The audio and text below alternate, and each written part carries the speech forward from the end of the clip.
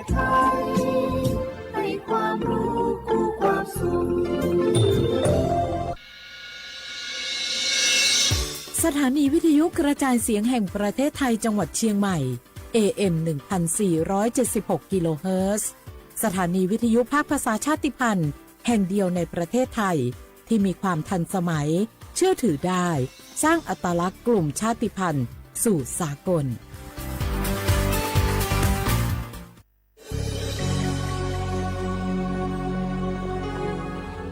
เกิดเป็นคนไทยเติบโตบนผืนแผ่นดินไทยจงภูมิใจในความเป็นไทยชาติไทยเรานั้นนับเป็นชาติที่มีความเป็นมาเก่าแก่ยาวนานเรามีภาษาวัฒนธรรมและมีสิ่งต่างๆที่เป็นเอกลักษณ์ให้เราได้ภาคภูมิใจในความเป็นคนไทยเราควรเห็นคุณค่าและมีความรักชาติหวงแหนแผ่นดินอันเป็นมรดกของบรรพชน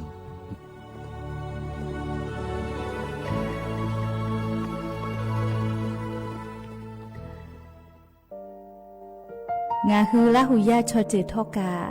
ไทยมีกือเวจอมออเอโลอาสะและไกเปวิทัปปะตองาฮือมีมาลูจาเวโยงาฮือมีเวอเอโลแลมีจอมอเวอปาโลเกโลมุนอมาโคโลโกอิเปวิโยงาฮือเตกาเลเลกางาฮือมีจอมอเอโลทะหะเวอคโลยอทะคาทากะดอนอเชตุโยงาออโตแลละหุชอจือเวอตาลาหุคอเป้าเสมานาคาโบเพวิโย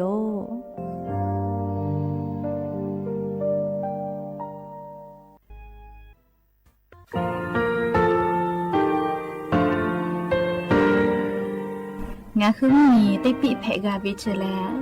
งาคือติกาติชื่อแลติเลเพกาวิมาเฮยาค่างาคือชอยาออตุคโลกาติเชเวอโครคาติผาคาชุโยอาชุโยวิโยกาคาเดติเลอติเกกาผุติลาวิทัปปะตองาคือชอยาอาสติกาวิโยงาคืออตุคโลอโคคากาติเชเวเวอีเวมาโกติยาลิเลทอกาอายิเวคาชเวเพวิโยอลากวงาคืออตุคโลอโคคากาติยายามาเตียลาวิโลโกงาคือชอยาทอกาอาสติมากาวิคาชูงาคือมีติปิเพกาวิเจแลงาคือติมูติสึติเพเลอติกาลิเลอาชุโยเวอเวปุตาเวกันติภาคาเสติเกคาเดกากาติเชวิทัปปะตองาคือมีติปิชกิเพลากาวิโยเชแลงาคือเทโจมโครคางาคือมียาถาตอกคปิลาตาเวปุระเวติชเสนีเสหปามัชหปานิงาติชออกขอทามัววิทยาลัยวิชาการศึกษาประสานมิตรโกเวอคโลจากเกรธาไทโจมคุโฮคางาคือมียาถาปิยาลาตาวิตอกคติพายโย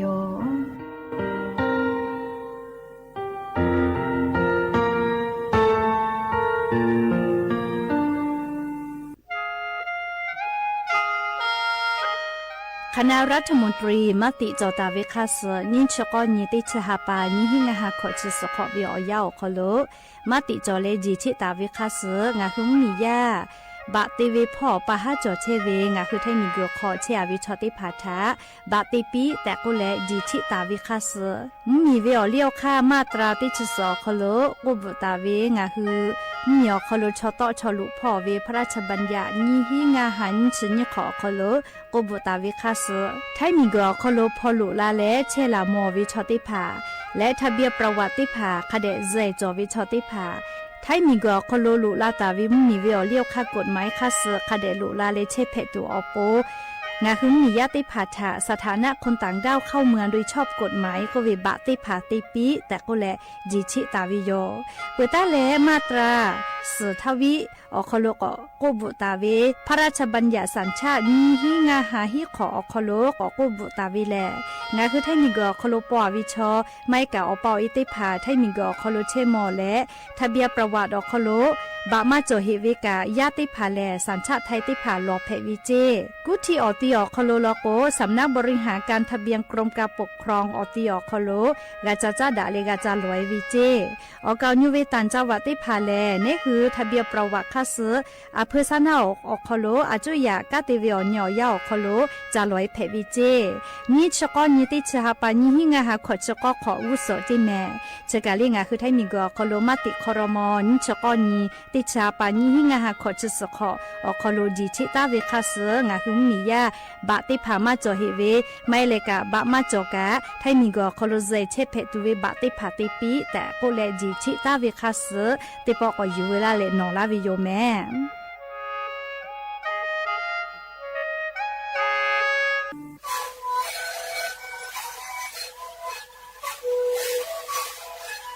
ชีวิตกูมันคือยาแก้เชื้อวีออกข้อชื่อแล้วแล้วกูเข้าตัวกูออกทีจังหวัดที่ไหน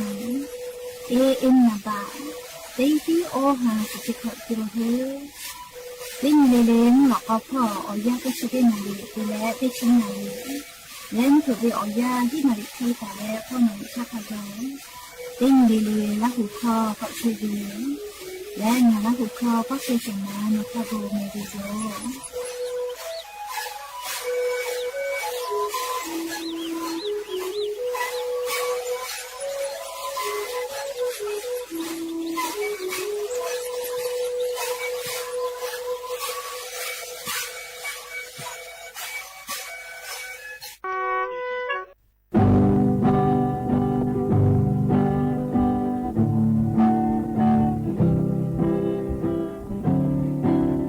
国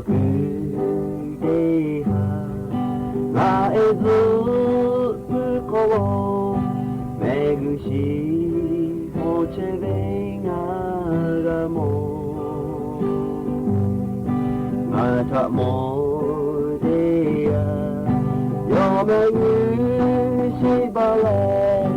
またぐそわでまわべほせでなもべわいぽがあとばとめぐがやな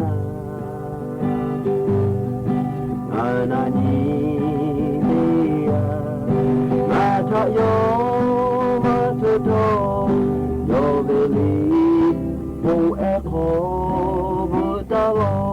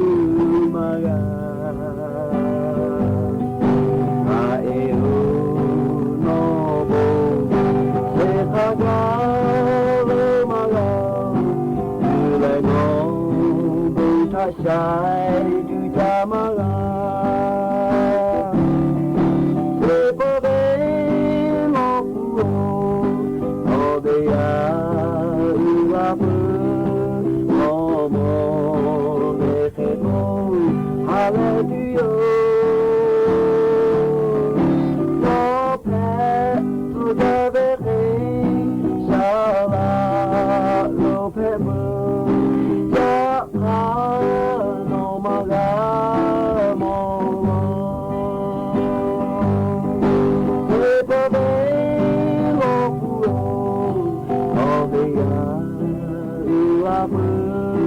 no more te o ale tu no pe tu da de me ya la lo pe pu ya a no ma ga mo na e ko be le o ji ha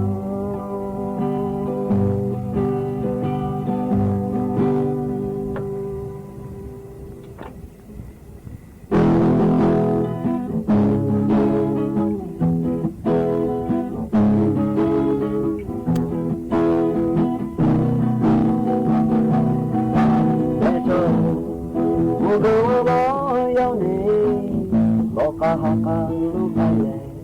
na ka le lo ka te le ha ya yu no bu na ta pu ku lu ko mo le ya yu lu pe ne e le ve mu ja yo ni oh ta chi ta ta te pa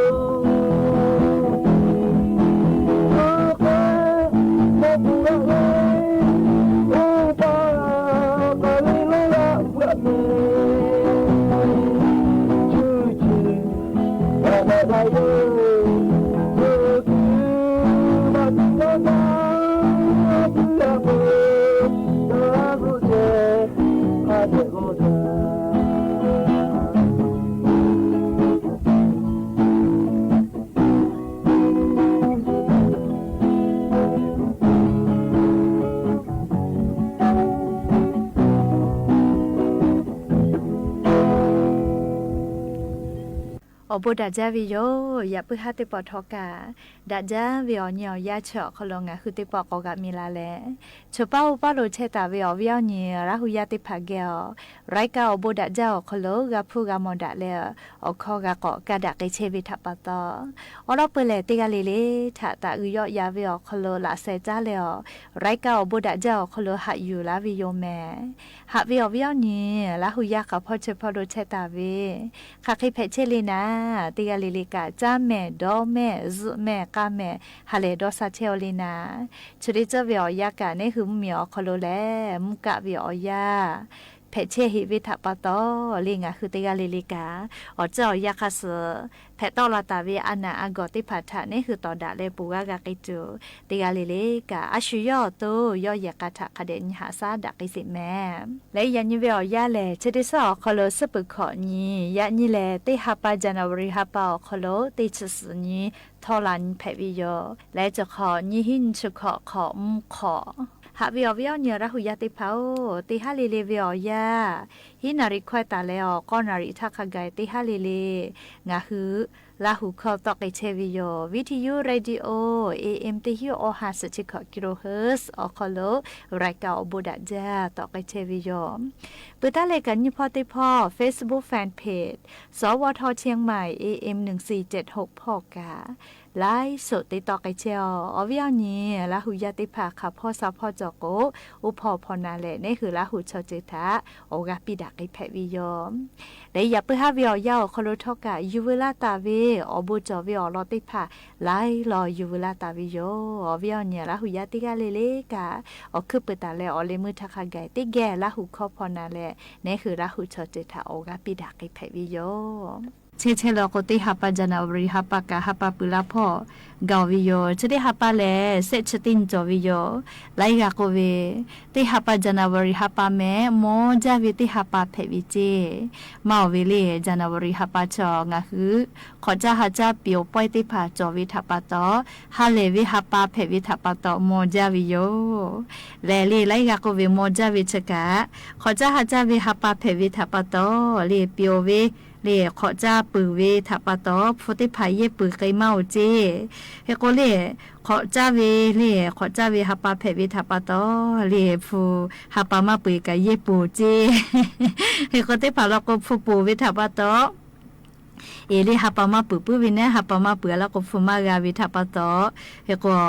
อวิยานีละหุยาติกาเลเลกาเลนิเวติยาทา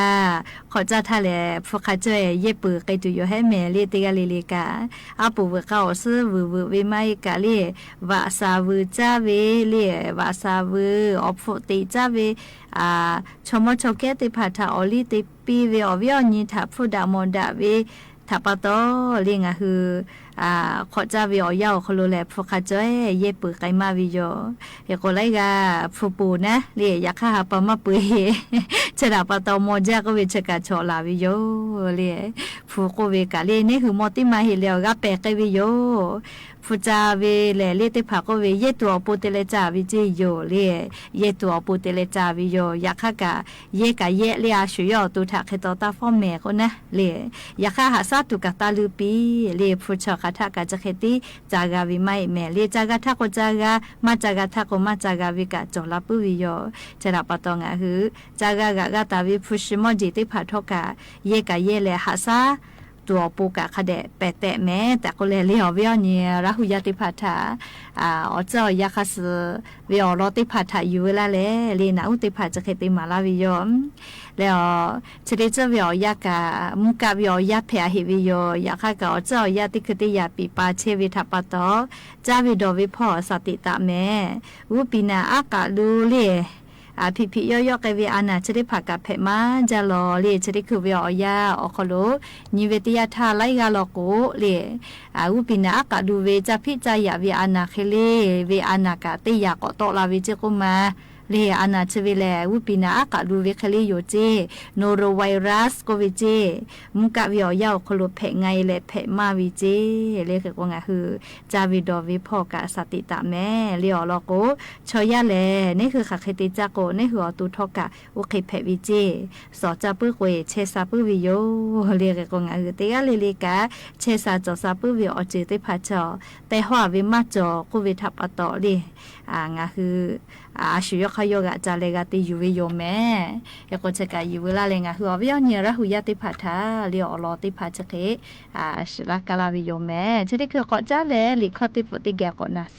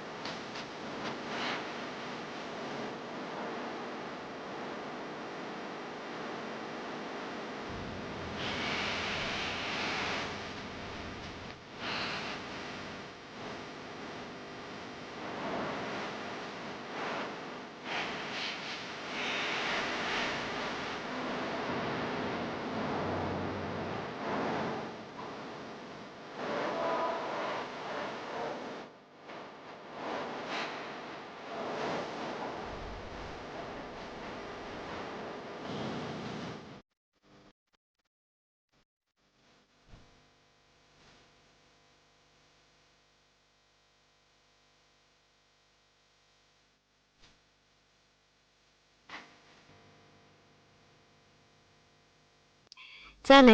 ยเชษาจดสาพอวิสาตาอลอติผักกะติแกก่อนนาสิแม่เอาไปเอาเนี่ยละหุยาติเผามุขอซามาโกเลอามิตุกตาเวมุขอซามาโกเลจิมุดูเอชติผานี่คือเมสขอลุลุลามาจาวิทยาธาเมสอานาเพเกลาวิโลแม่ก็จะเมสเนี่ยแต่ละเมสแม่ขับฟุโลนาและแม่ก็ช่วยลาวิเจเลียวเวียเนี่ยละหุยาติผักกะอามีเจเวกะมุขอซาชมามาเมสขอตาลุยเจเลมุขอซาเมสขอลุยจาวิเจกะแม่เพเวโยเลนี่คือแม่กะงามากะกะเกเวโยเฮโกจิมือดูเอติผักกะเจ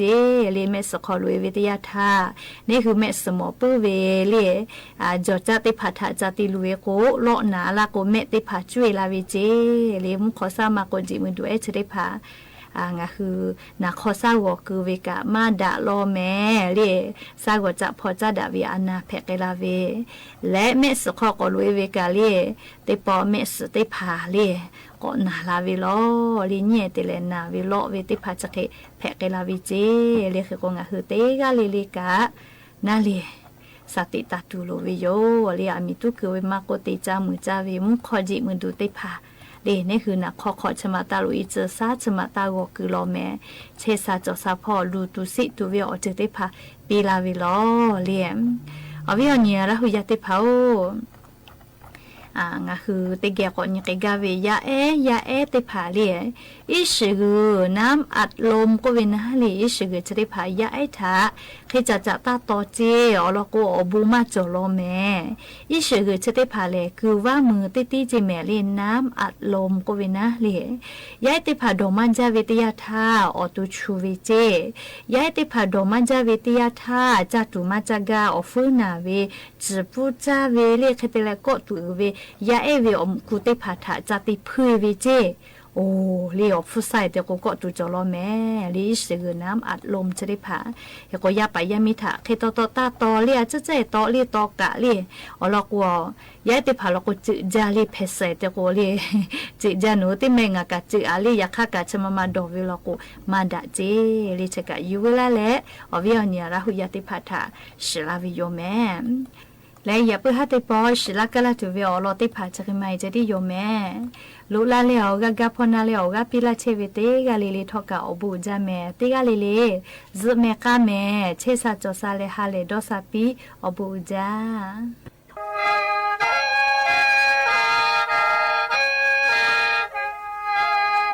ฮานูเนลาเนเตกเนลานูเนโอเวอาเนจิโตดาโตชาเวเนจิเจดาวลาคาแควเวเนโตยาโจราโกเนจิยาโจราโกพูโตยาโลจูเพโฟเคเลยาชอเพเลมีโคจมากาโอจิมานุลาหัวยามาชิเลนุลาหัวเดียวเสกแกยามีเลเตกยาตัวเนจอกากาจาเนตัวดาตัวชาเวเนจิเจดาเจชาเวเนจอจืลามโกเลเนจอกอลามิโกเลชินิยาจือยามาโบขอนิยากอยามาโบแกสิ ya muni pe da la nu ma ne te ge ke se ke ya mi le te ge ne chi la no me ja i ha ko ke mi ko tu ma uni ya ke ye ne chi ku na me ja i ha ko ke ru pu pa ke me ka ya ke ye ke su ya muni pe da la nu ma ne te ge ku ya mi tio ke ya mi le o ma je chi ma ga ma to ko ma ga o ko wo sha pa sa ja ke mi ko wa ma pa ma ja ke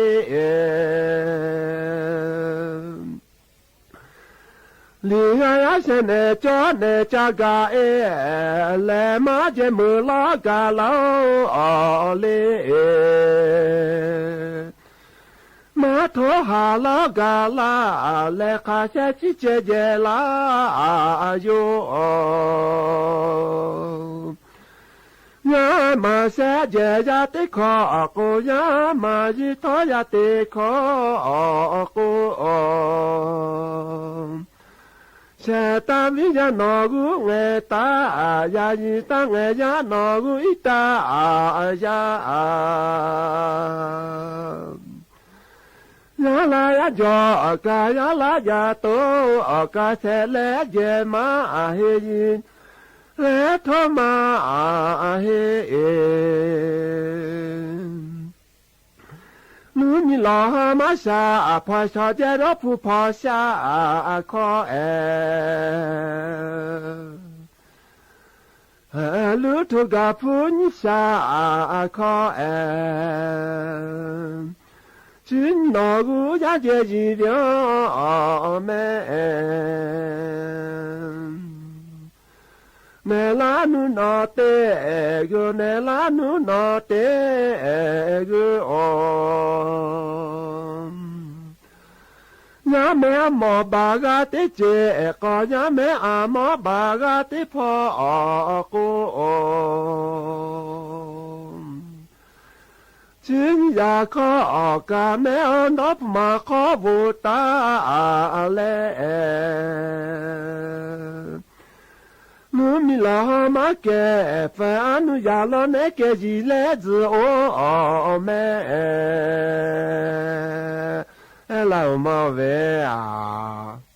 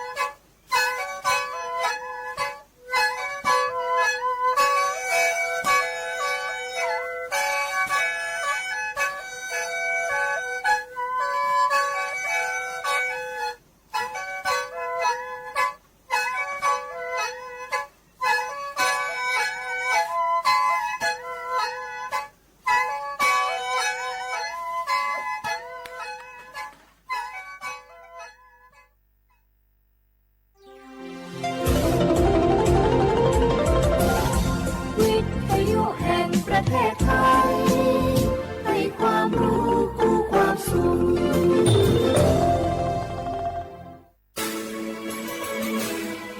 ถานีวิทยุกระจายเสียงแห่งประเทศไทยจังหวัดเชียงใหม่ AM 1476 กิโลเฮิรตซ์สถานีวิทยุภาคภาษาชาติพันธุ์แห่งเดียวในประเทศไทยที่มีความทันสมัยเชื่อถือได้สร้างอัตลักษณ์กลุ่มชาติพันธุ์สู่สากล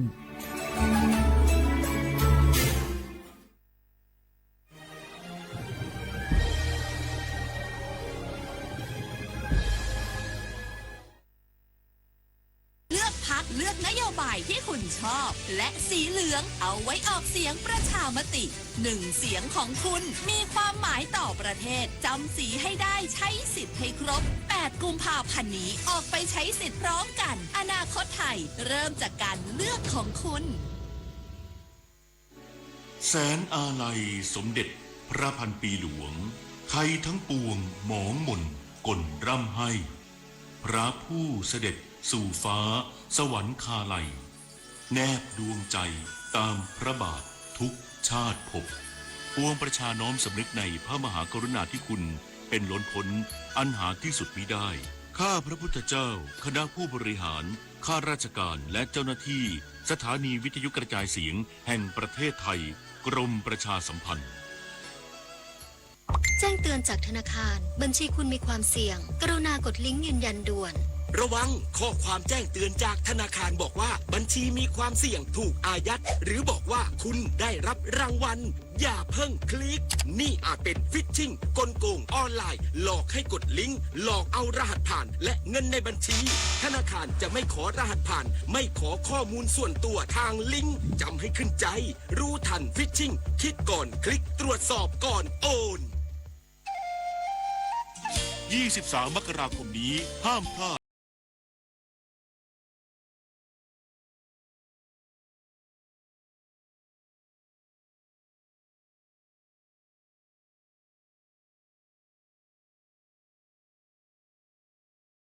ศูนย์ปฏิบัติการสถานีวิทยุกระจายเสียงแห่งประเทศไทยลงทะเบียนเข้าชมได้ที่ Facebook Fanpage ถนนดนตรีเรายังเป็นนักเดินทางรัฐมนตรีว่าการกระทรวงแรงงานเปิดเผยว่าวันแรก Job Expo Thailand 2026 คึกคักคนรุ่นใหม่ร่วมสมัครงานกว่า 32,500 คน นางสาวตรีนุชเทียนทองรัฐมนตรีว่าการกระทรวงแรงงานตรวจเยี่ยมบูธสถานประกอบการชั้นนำกลุ่มผู้รับงานไปทำที่บ้านการฝึกอาชีพอิสระการให้บริการจัดหางานกลุ่มเปราะบางผู้สูงอายุและผู้พิการพร้อมเปิดเผยถึงภาพรวมการจัดงาน Job Expo Thailand 2026 ภายใต้แนวคิดทุกตำแหน่งงานตอบโจทย์ทุกไลฟ์สไตล์ที่ศูนย์การประชุมแห่งชาติศิริกิติ์โดยวันแรกของการจัดงานได้รับความสนใจจากประชาชนเข้าร่วมงานกว่า 32,500 คนโดยเฉพาะกลุ่มนักเรียนนักศึกษาและแรงงานรุ่นใหม่ผู้จบการศึกษาใหม่ผู้ว่างงานเข้าร่วมสมัครงานกับบริษัทชั้นนำกว่า200แห่งทั้งในประเทศและต่างประเทศทั้งนี้กิจกรรมสำคัญที่ได้รับความสนใจคือ Job Matching ที่มีตำแหน่งงานทั้งในและต่างประเทศรองรับกว่า 500,000 อัตราโดยบริษัทชั้นนำที่ได้รับความสนใจและมีผู้ต่อคิวสมัครงานเป็นจำนวนมากเช่นบริษัท Miner International จำกัดมหาชนและบริษัทหัวเว่ยเทคโนโลยีประเทศไทยจำกัดทางนี้ประชาชนที่สนใจร่วมกิจกรรมได้จนถึงวันพรุ่งนี้เวลา 10 นาฬิกาถึง 19 นาฬิกาโดยสามารถลงทะเบียนเข้าร่วมงานและค้นหาตำแหน่งงานว่างได้ที่เว็บไซต์ jobit.doe.go.th/jobexpothailand 2026 ชวิสาประทุมมารายงานรองผู้บัญชาการตำรวจแห่งชาติกำชับตำรวจจราจรสมุทรสาครและตำรวจทางหลวงอำนวยความสะดวกการจราจรถนนพระราม 2จนกว่าสถานการณ์จะคลี่คลายพลตำรวจเอกสำราญ นวลมารองผู้บัญชาการตำรวจแห่งชาติแสดงความชื่นชมและขอบคุณการปฏิบัติหน้าที่ของตำรวจจราจรในพื้นที่จังหวัดสมุทรสาครและตำรวจทางหลวงที่ร่วมกันบริหารจัดการจราจรเพื่อหลีกเลี่ยงจุดเกิดเหตุถนนซุดตัวและจุดเครนถล่มบนถนนพระราม 2ซึ่งส่งผลกระทบต่อการจราจรในวงกว้างโดยดำเนินการปิดและเปิดช่องทางจราจรตามจุดที่ได้รับผลกระทบอย่างเหมาะสมทั้งขาเข้าและขาออกพร้อมเปิดช่องทางเบี่ยงจากทางคู่ขนานเข้าสู่ช่องทางหลักในบางช่วงรวมทั้งจัดกำลังอำนวยความสะดวกและเร่งระบายรถพร้อมประชาสัมพันธ์ข้อมูลเส้นทางให้ประชาชนรับทราบอย่างต่อเนื่องตลอดทั้งวันส่งผลให้การจราจรแม้มีปริมาณรถหนาแน่นแต่ยังสามารถเคลื่อนตัวได้โดยกำชับให้ดูแลอำนวยการจราจรจนกว่าสถานการณ์จะคลี่คลายเป็นปกติทั้งนี้ล่าสุดถนนพระราม 2ขาออกมีการปิดการจราจรบริเวณกิโลเมตรที่28ทุกคันเบี่ยงออกนอกพร้อมเปิดช่องทางบริเวณกิโลเมตรที่32ใช้ทางได้ตามปกติส่วนขาเข้าปิดการจราจรบริเวณกิโลเมตรที่32กับ500เมตรทุกคันเบี่ยงออกนอกและเปิดช่องทางบริเวณกิโลเมตรที่29กับ800เมตรบังคับเบี่ยงเข้าในจุฬามาตรรักษาพันธ์รายงานเหล่ากาชาดจังหวัดศรีสะเกษมอบเงินช่วยเหลือครอบครัวผู้เสียชีวิต6รายจากเหตุเครนก่อสร้างรถไฟความเร็วสูงตกทับขบวนรถไฟที่จังหวัดนครราชสีมา นายอนุรัตน์ธรรมประจำจิตผู้ว่าราชการจังหวัดศรีสะเกษพร้อมด้วยนางโสภาธรรมประจำจิตนายกเหล่ากาชาติจังหวัดและคณะลงพื้นที่เยี่ยมให้กำลังใจครอบครัวผู้เสียชีวิตจากเหตุเครนก่อสร้างรถไฟความเร็วสูงตกทับขบวนรถไฟที่อำเภอสีคิ้วจังหวัดนครราชสีมาซึ่งเกิดขึ้นเมื่อวันที่14มกราคม2569ส่งผลให้มีชาวจังหวัดศรีสะเกษเสียชีวิตรวม6รายและมีผู้บาดเจ็บสาหัส1รายโดยคณะได้เยี่ยมครอบครัวผู้สูญเสียรวม4ครอบครัวในพื้นที่อำเภอเมืองศรีสะเกษอำเภอน้ำเกลี้ยงและอำเภอวังหินพร้อมมอบเงินช่วยเหลือและพวงหรีดเพื่อแสดงความเสียใจ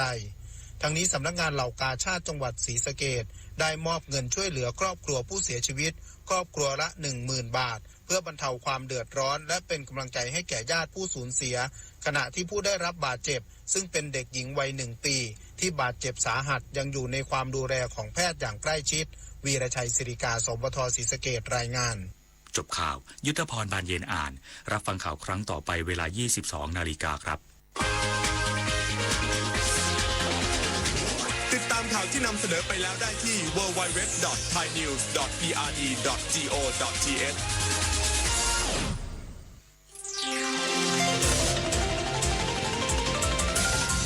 วิทยุแห่งประเทศไทย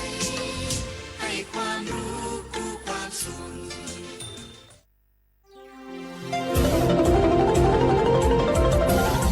วิทยุแห่งประเทศไทย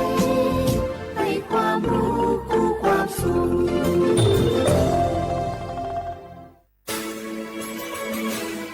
สถานีวิทยุกระจายเสียงแห่งประเทศไทยจังหวัดเชียงใหม่ AM 1476 กิโลเฮิรตซ์สถานีวิทยุภาคภาษาชาติพันธุ์แห่งเดียวในประเทศไทยที่มีความทันสมัยเชื่อถือได้สร้างอัตลักษณ์กลุ่มชาติพันธุ์สู่สากล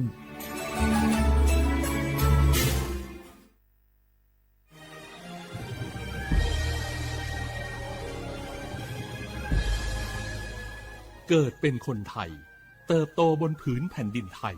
จงภูมิใจในความเป็นไทยชาติไทยเรานั้นนับเป็นชาติที่มีความเป็นมาเก่าแก่ยาวนานเรามีภาษา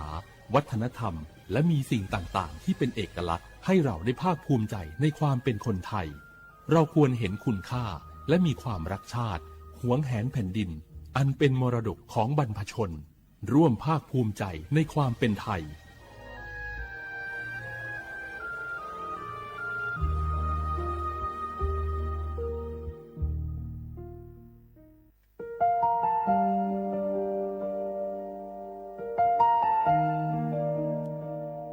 ขอน้อมเกล้าถวายอาลัย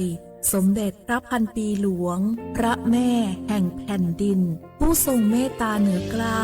ขอพระองค์เสด็จสู่สวรรคาลัย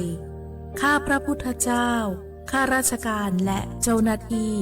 สถานีวิทยุกระจายเสียงแห่งประเทศไทยจังหวัดเชียงใหม่กรมประชาสัมพันธ์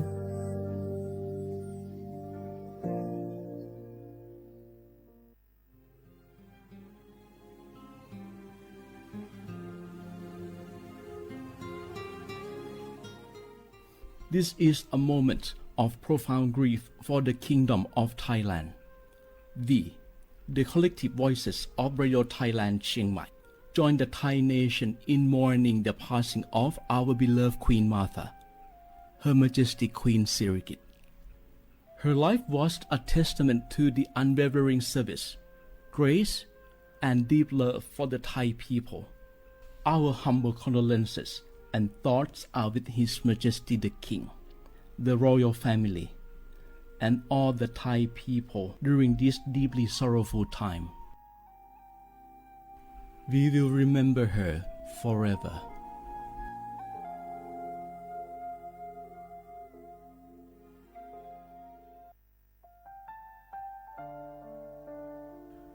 Adeur Thai มิขอส่งเผาอามา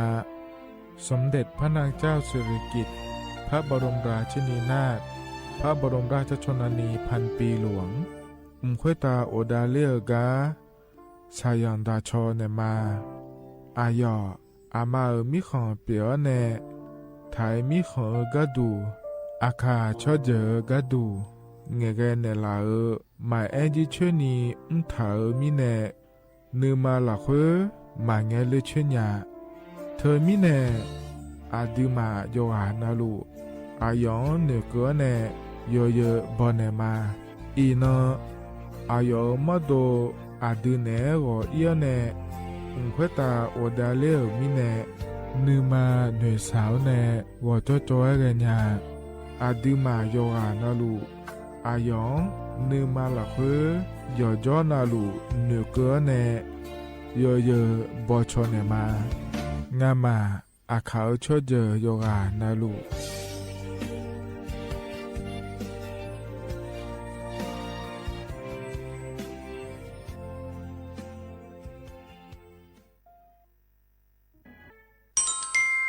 อายุยืนเจริญเงอันนี้เชื่อว่าบาลาเชสีอาคนนี้พังอายาโกเชสิเงนอถึงกับคณะรัฐมนตรีบอกเจ้าล้วนอายุนี้สัญชาติก็ก่อสาลูเดินชาวบ้านเนี่ยก็ดูเดและบจางหาเดยเนียวเดเธอก็ย่อมมาตรา17แห่งพระราชบัญญัติคนเข้าเมืองพศ2522และขั้วเธอก็เธอแน่อายุนี้เธอก็ถ่ายมิขอหลักคุยพ่ออ้อเหลียวกับเมียนี่ดอลลาร์เดอเพราะเนี่ยรอทะเบียนประวัติและขั้วเธอย้อนฉายเยี่ยเดินนะขอเนี่ยเยี่ยเนียวเธอก็อยู่ห่างก็ดูการขอสถานะคนต่างด้าวเข้าเมืองโดยชอบด้วยกฎหมายและขั้วเธอเดินยาเมเจเดเยี่ยเนียวเดเพราะเนี่ยเยี่ยเนียวมาตรา7ทวิแห่งพระราชบัญญัติสัญชาติพศ2508อายุนี้เธอก็ถ่ายมิขอหลักคุยได้แล้วแน่อาดามังนะอามาเธอก็ทะเบียนประวัติบุคคลไม่มีสถานะทางทะเบียนและอ้อเธออายุนี้สัญชาติสัญญาเมเจเดเยี่ยเนียวเดใช่ก็ดูนะขอในคู่เทเมืองหลักคุยย่อนะเธอก็สำนักบริหารการทะเบียนกรมการปกครองและคุกาสัญญาเมเดยมือยอหลักคุยนะเยี่ยเนียวเธอก็ในอำเภอโยฮันเนโจดัวรอราชการอายามหลักคุยอันนี้เชื่อว่าบาลาโกสีอาคนนี้พังอายาโกเชื่อว่าขวงเกินีเดเยี่ยเนียวสปสชงาเสียงเนเยสีละเฮโยกานาลุเจทมาบินนาลาวัสิจกากาบิเอเมเฮือบัดทองยาเดกดูฮลวยเมซามีอาบูซาพิเลสีละตาพอที่โกละเฮอามีอาปุโคละซาเลญาเมซาโกเสียงเนนีหวงเกมาทาเจเลนีลาซาลัวโยกานามาเลงนาโกนาอุดโฮบาวานโกเชงาโคละตาเดโยฮามาชอบานยาอุดทาลัสเมียนาอุดนาโกโลคุมเจจอยอุดโลกเอสนาโกนาดูลาอุดโฮทิยากิโลเจอุดสิญญาเจมอนาสปสชติซุมจำยอสปสชเขต1เชียงใหม่นากาจำยองาซุมนีเยงาซุมงาปายดามอุดนากาตีโกจำยอนึมานาโกนาลูอุดนากาติซุมนีซุมโยกานาลูก็ดูไม่ได้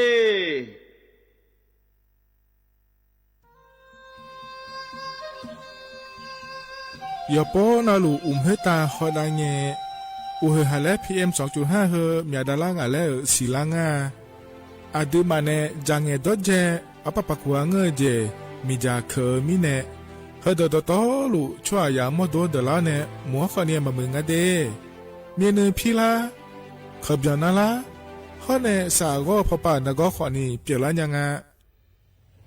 อาดูมาโยกานาลูกุมเนมีจามาเคนีโยฮาเนยับมุเนยับเพอเลเธอโลไถเนเฉเนปุยเกมีจามีกาพี่เพราะเนบอชอมยาลานีอาบอที่ขอหลวเขาที่ขอหลวกุมเนมีจาตาเคเดเหมือเนโยฮานาหลวอยู่เหมือนจะซาโดนีย้อนยาผาเหมือนเนสำนักงานประชาสัมพันธ์ที่3กรมประชาสัมพันธ์พปาเนจากาเงเด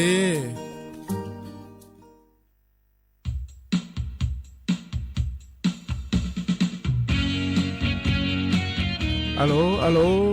ก็กอจากาเอกายังเดเยเนียวเดไอเยเนียวอันนั้นแย่บาลานีสีอคนนี้พังอายาโกเชื่องานไอเยนี้ตะกาสัญชาติไทยลาเดมันยันนี่โยกานาลู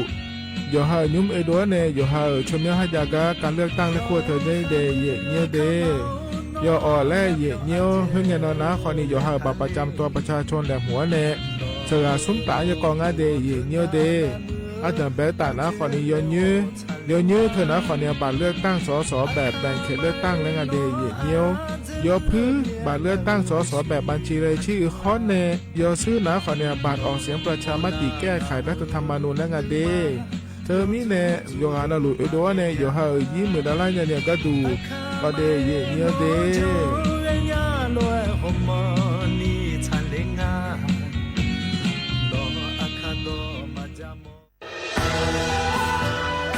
จากศาลากลางจังหวัดน่านหลังเก่าพัฒนาสู่การเป็นศูนย์การเรียนรู้นันทศิษย์ป่าคารโดยมูลนิธิรักป่าน่านนับเป็นพระมหากรุณาธิคุณที่สมเด็จพระกนิษฐาธิราชเจ้ากรมสมเด็จพระเทพรัตนราชสุดาสยามบรมราชกุมารีได้พระราชทานนามนันทศิษย์ป่าคารอันหมายถึงอาคารแห่งความรู้ทุกแขนงของจังหวัดน่านภายในประกอบด้วยห้องนิทรรศการเฉลิมพระเกียรติรัชกาลที่ 9 แสดงพระราชประวัติและพระราชกรณียกิจของพระผู้ทรงเป็นพลังแห่งแผ่นดินและต้นแบบของความเพียรรถพระที่นั่งอนุสรณ์แห่งการเสด็จเยี่ยมราษฎรในถิ่นทุรกันดารทั่วทุกภูมิภาคของไทยพิพิธภัณฑ์ศาลากลางจังหวัดน่านความทรงจำของอาคารหลังเก่าและการอนุรักษ์สิ่งสำคัญของเมืองน่านเทคโนโลยีกับมนุษย์จุดประกายความคิดสร้างสรรค์สู่การสร้างนวัตกรรมในอนาคตน่านซิมูเลชันแนวทางจัดการขยะที่ยั่งยืนเพื่อตระหนักถึงผลกระทบต่อสังคมเศรษฐกิจและสิ่งแวดล้อมห้องสมบัติน่านย้อนรอยสู่อดีตและความรุ่งเรืองของนครน่านผ่านเงินตราเครื่องเงินและผ้าทองเปิดให้เข้าชมฟรีไม่มีค่าใช้จ่ายตั้งแต่เวลา 9 นาฬิกาถึง 17 นาฬิกาหยุดทุกวันจันทร์และวันนักขัตฤกษ์มาร่วมอนุรักษ์สืบสานสร้างสรรค์ศิลปะวัฒนธรรมและวิทยาศาสตร์ของเมืองน่านคุณค่าที่น่าภาคภูมิใจ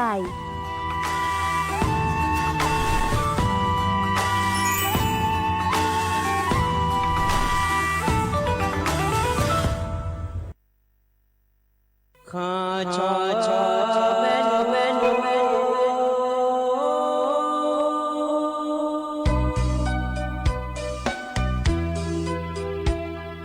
จะนี่จอผู้เลี้ยงดอกทุยอาคาเบจะนี่จอโมเลี้ยงดอกชอยอาคาเบชอพามาสิจอชาโล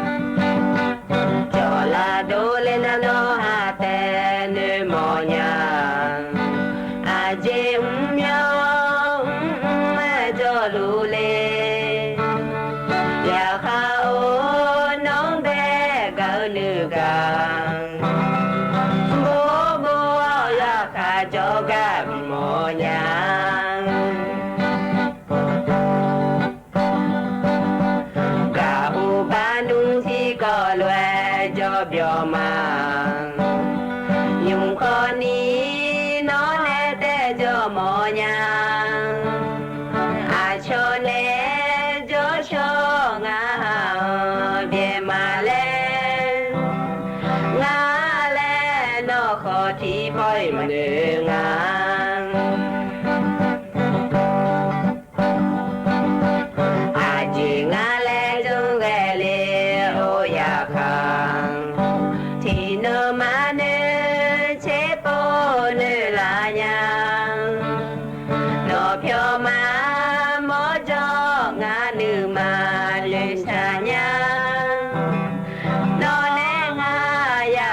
ทีกาพิโล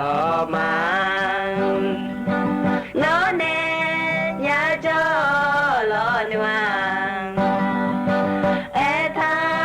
โลเอโกลาเตโนงามะโมนางาเอนึมาลาเปยาบีดูเลญาเอบีเนงากาเอยาคังโดโดเพเตงาจอมอญาโลเพียวมาโมจองานือมามะมือญาโลเลงาคาทิโนมาโกมาเดโนเนงาคาทิโนมาโกยะเขา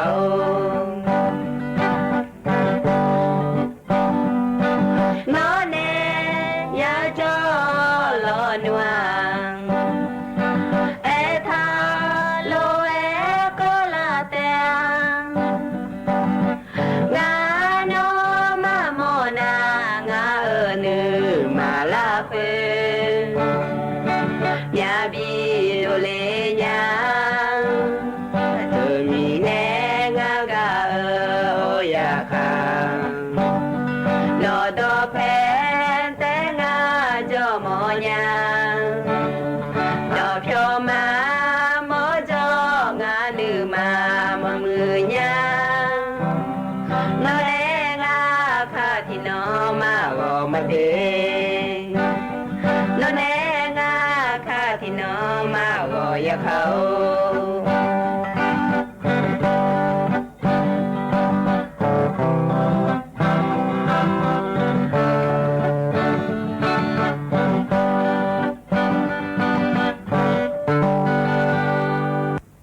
อุจิพออุดุธรรมะเดเยนี้มีขังยาโยกานาลุเนลอเยเนียวอินานาจนเจอโกนังนะกะลาเมเยเนียววันเสาร์เงนะลอเลยเยนี้ให้อินะกะนี้ยอฮากายอฮามดาลานะขอเนี่ยอาคานึสอกะดูนะขอเนี่ยกอนายานะอันนั้นกะลาเมเดจอนะและคั่วอันนั้นหลวลอเยเนียวถึงมีเนี่ยเยเนียวยุ่มจีนะขอนี้ซ่าๆและงานแหนอายุจึงเหมือนเนี่ยฮกามยอมัวดูลอเยเนียวสวทเชียงใหม่แน่รอนาลีเวลาแน่นาลีเชหลังเกนี่ที่ขอหลวยแล้วจดามาเดเยเนียวเดเยเนียวก็จนในนะหาลูมาขาล้อเยเนียวมาข้อปานในมาเฟซบุ๊กปานในมาชอนเทเนนะหาจะไม่เดเยเนียวเดขอหลวยกวนงกลานะรอเยเนียวก็รัฐบาลปานในจากการก็กอแถหลวยเจมาจานะขอเนี่ยเยเนียวก็ต้องเชื่อก็กอมารออดีอาขาก็กอมาเยเนียวฮกพอในบินหาดางามาตัวก็พอในจากการดาในบิสิบิกามาเดเยเนียวเดถึงมีเลสซาและชอนเทเนนะหาจะแม่เยเนียวล้อดอชาขอในบิบอแล้วก็เยเนียวพอในบินหาดามาเดเยเนียวเดยุ่มจีที่ขอล้อจดามาเยเนียขอเนี่ยล้อถึงก็จากการเนี่ยพักเยอะที่ก่อนนะขอในการเลือกตั้งก็เกาะล้อเลยเยนี้ถึงก็มาดอนเดือดล้ออันเย่บาลานีเสียคนนี่พังกันยาวโกช่วยกันนะไทยไม่คนเดือนเนี่ย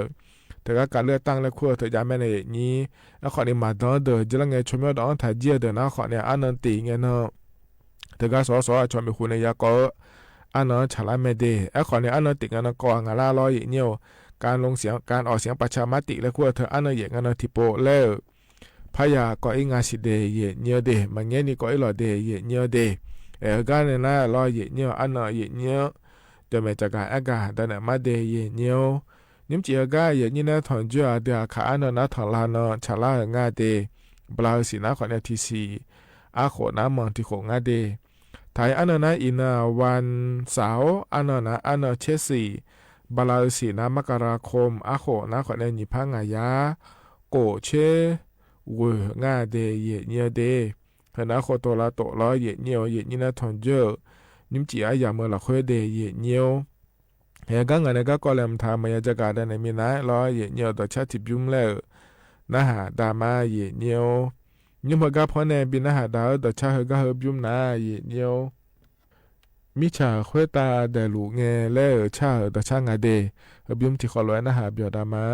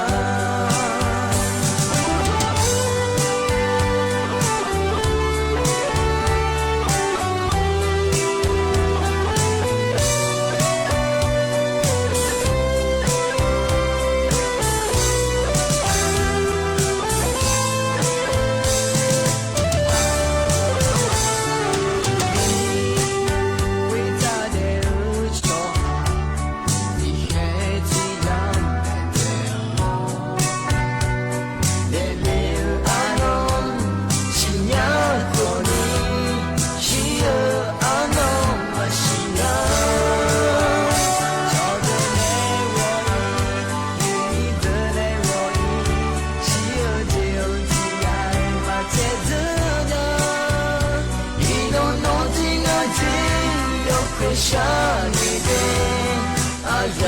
他的生命，我的心老飞，别看这里，连我有空不的，我想你永远，我自己呢，自己搞懂我去啊，我的心老飞，别看这里，连我有空不的，我想你永远，我自己呢，自己搞懂我去啊，我自信记得啊。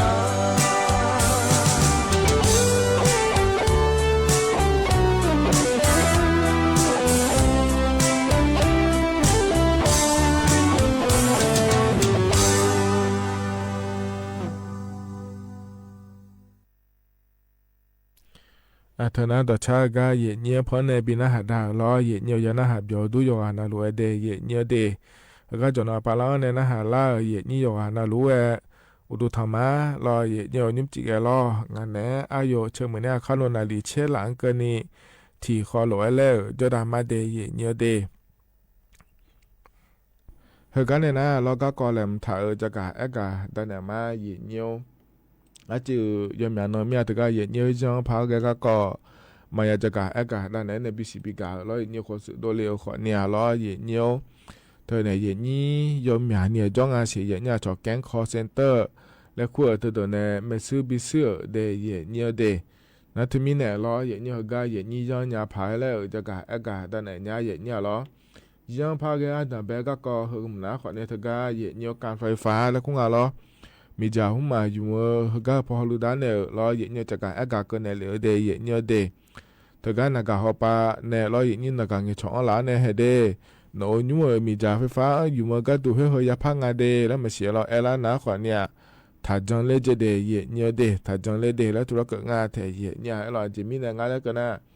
อายุมาถึงการไฟฟ้าแล้วขั้วปาก็ดูนะขวานเนี่ยนักการฮอปาเงี้ยช่องล้านเนี่ยล้อเย็นเนี่ยเฮ้ยอีกคนละคือบีพาเดแล้วเราเนี่ยมาอยากเจเย็นเนี่ยเราจะมีเนี่ยยอมมาทุรเอลานะถ้าจังเลยเดแล้วทุรก็ง่ายแท้เย็นเนี่ยเจริญเงยมยากทุรไม่ซื้อไปเสื้อเนี่ยเราลายหุ่มมันชอบบีชอเนี่ยเราลายเขาปานที่โปแล้วสตาร์บีลาจ่ายมยาเนี่ยจงอ่ะเจเดเย็นเนี่ยเดที่มีเนี่ยเฮเกเย็นนี่จะพายแล้วจะกะเอกะด้านนั้นเนี่ยบิสิบิกาเลยเดนะเย็นเนี่ยเราถ้าก็ยังพายก็เกาะเราแม่ๆนี่นะขอเนี่ยให้ชอบหมอดงโลมิสุลางาเจเลยอย่าจากกะอากาศโดนในยากาแม่เนี่ยเนี่ยขอนี่ยุ่มนาเดเนี่ยเดชอบหมอแต่มันก็รออย่าสิจะก็เดสมบูรณ์โดยอย่างขอมิสุเลงาเย็นเนี่ยเจรังเนี่ยอันนั้นจะสุ่มเงินเดเย็นเนี่ยเดเธอเนี่ยเฮกาเจมาเมื่อเราคุยเย็นเนี่ยอามาที่กะรอเย็นเนี่ยเธอด่านโน้นตัวจะเลยเจเลยเย็นนี่อายุยาเธอรอเย็นเนี่ยอายุยาเธอเนี่ยอาบุงอ่ะเย็นเนี่ยชอเธอก็แกงคอเซ็นเตอร์แล้วคุยแต่เนี่ยไม่ซื้อไปเสื้ออย่างงั้นเลยดานโนที่โปรชบันเนี่ยละเซ่แล้วซาเล้งอ่ะเย็นเนี่ยรอแต่มีเนี่ยรอดานโนอามาหัวรอดานโนจะล้างอ่ะเลยยังมือพายาซาซอเนี่ยยังเงี้ยชอเนี่ยนะหางเงี้ยนะขอเนี่ยเงื้อเจียงอ่ะแล้วดานโนสิเลี้ยงอ่ะเย็นเนี่ยรอเธอมีเนี่ยรอดานโนเธอก็เฮก็จะล้างอ่ะอามา อายุอาบุยอ่ะก็จ้องอะไรนักข่าวปานชดเชงอ่ะเดย์เยอะเดย์นั่นนักข่าวปานชดเชงเขาเนี่ยละล้อเยอะเธอเนี่ยชอห้างสรรพสินค้าแล้วก็เราจะโดนนี่หยองตัวนั่นเหรอเราคุยนะขอในธนาคารยังอ่ะเยอะล้อธนาคารยาเขาก็จ่อหลุง่าเลยมอเล่งอ่ะดันเอาไว้ล้อเยอะที่ไม่เนี่ยดันโนเขาเนี่ยอามากาแกเขาเข้ามาเขาก็เอียเนี่ยอันนี้เหรอล้อเธอเนี่ยอันนี้เหรอนะเบอร์ก็สตาแกคอเซ็นเตอร์เลยคุยเดี๋ยวบินเนี่ยเลยก็ธนาคารปานจอนเนี่ยเลยแหลมหัวจ่อหลุง่าหลุจ่อหลุง่าเทมิเนี่ยล้อเย่เนี่ยตอนนู้นเขาเนี่ยมากะเขาก็เข้ามาอีกเนี่ยก็นานยังไงเย่เนี่ยเขาก็เยี่ยมมาดองล้อน้านัวล้อสตาร์งาเสบะเกินเนี่ยจะสมมีล้องาเธอจะจ่อยล้อเย่เนี่ยเทมิเนี่ยก็ดูอาเจเนี่ยเปียดาลาก็ดูง่ายแล้วจะไม่แย่ก็ง่ายในเย่นี้อาเจมิเนี่ยอันนี้อาบุเหออาชอนเนี่ยหัวเราไม่ซิบิเสียก็ดูง่ายเลยแล้วนะข้อนี้เขาก็อันนี้อาบุเหอนาล้อเย่เนี่ยเธอมหาวิทยาลัยที่กาเขาก็จะมาเมื่อเราคุยเนี่ยชมแม่ยาแม่เย่เนี่ยล้อ สมบูรณ์จอหลุงเย็นเนี่ยน่าหยอกเบอร์อาชมิของเธอก็สมบูรณ์จอหมอเยอะเจงในเย็นนี้นะอาชมิของคนรู้บิจออีเลยจ่าเบอร์รอเย็นเนี่ยอีโดเนี่ยจอเยอะเดียเนี่ยจอหลงเยอะโลแล้วคนนี้จ่าแล้วรอเย็นเนี่ยเทมิเนี่ยอายอรอเย็นเนี่ยอาชมิของจออีหมอเมียเลยก็คอยหุ่มจังดาเจงในเย็นนี้อายองเบอร์เธอเนี่ยอาชมิของเสือโดเนี่ยสมบูรณ์บิจออีเนี่ยมาเดแล้วรอเย็นเนี่ยนั่นคือก็อยู่ในเงี้ยชอเฮเดอร์นะคนเนี่ยออนไลน์เอาไปในเงี้ยชอมาเสียเย็นเนี่ยเดแห่งานเนาะเราอาจจะมีของสมบูรณ์บิจออีเนี่ยก็ดูก็ก่อนจะไหนยามาเดแล้วอันนี้ไม่ใช่เสื้องานในอย่างนี้ได้ไม่ใช่เสื้อนะขอในแห่ผิวยาอยู่เบอร์อย่างเนี่ยยกขนาดชมมีของอีโดเนี่ยสมบูรณ์จะเยอะแล้วเกินหนาเลยเนี่ยนั่นคือก็อย่างนี้ไม่ใช่เสื้อล่ากันนะขอในงานเสียบายจริงอ่ะเนาะแล้วรออย่างเนี่ยถ้าก็ก็อย่างเจนรู้จังก็ดูเดแล้วรออย่างเนี่ยที่ไม่ได้อันนี้นะขอในจังเลี้ยวเนี่ยเราอยู่มาดูแห่ก็งานเสียบายเขาก็อย่างเนี่ยเอล่ากันเงี้ยชอล่ากันบางทีบีอันเนี่ยนะอายุมาดูเราชมมีของอีโดเนี่ยสมบูรณ์จะอีเมลแล้วเนื้อเนี่ยเราอย่างเนี่ยเขาก็ธนาคารในบินเนี่ยแล้ว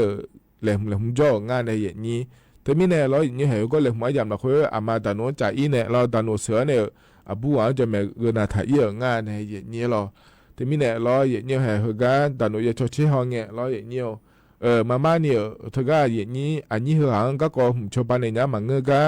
สัตว์ละจ่าละแต่งานแล้วสิญญาเดยุ่งละตานโนนาเดเยเนี่ยเดเธอมีเนี่ยเหรอเยเนี่ยเธอเดี๋ยวไม่ซื้อละเดินนะขอเนี่ยเหรอเยเนี่ยมาเนี่ยนะมาสบมาสิญญาเดแต่มันเงเหรอสบสิญญาเดขอเนี่ยเดี๋ยวเนี่ยยามอเจียเหรอสิญญาเนี่ยเหรอเยเนี่ยเฮ้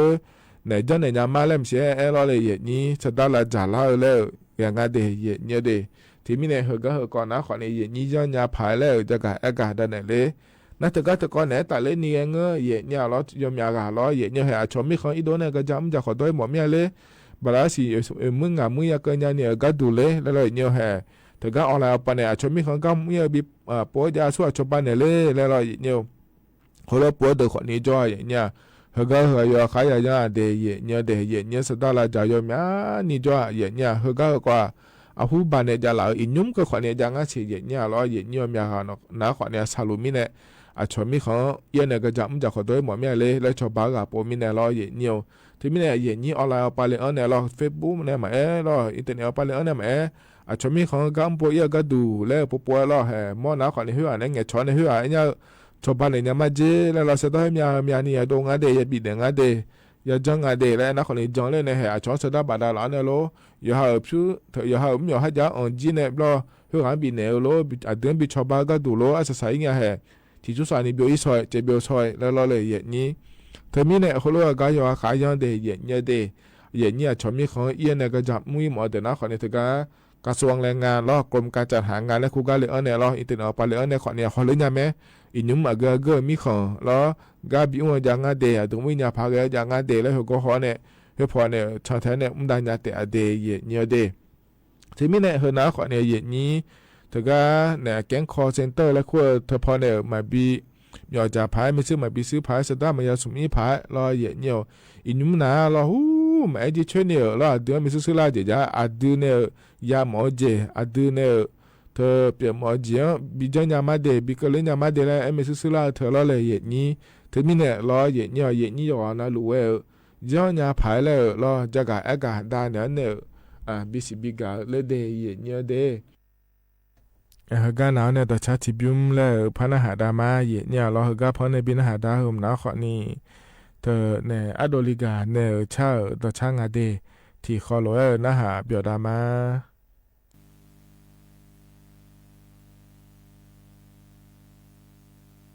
อาลิซาในชาตามาอยู่ที่เนี่ยเราบ่าและชาตากาพนาอ๋อชีเ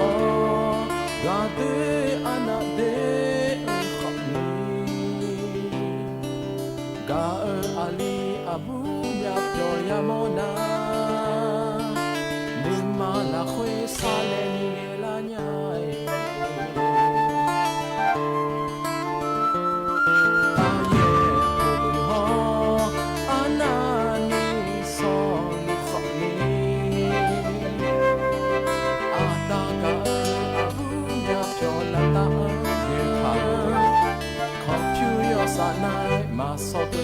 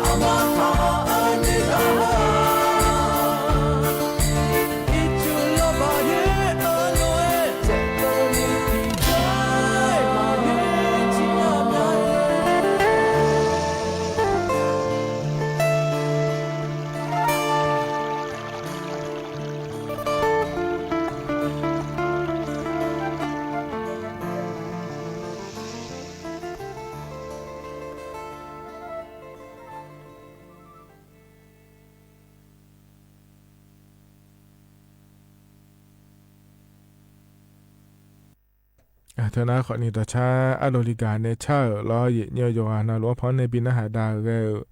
อายานาหาเบียวดูเดเยเนียเดก็จะนอปาลอนในละหาลาอายินี่โยอานาล้วนอุตุธมาเยเนียวนิมจิกันล้อกันเนอายโยเชมือเน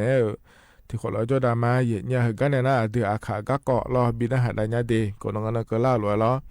บอสลาอาซอนล้อเยเนียตะกบ้าต้นหลวงปาจ่อในจากก็เกาะจะอังถ่าง่าเดก็ที่ขอล้อนะหาดามาอินาขอที่โปอเลียอยู่เนี่ยพัทยาทจูอาเซ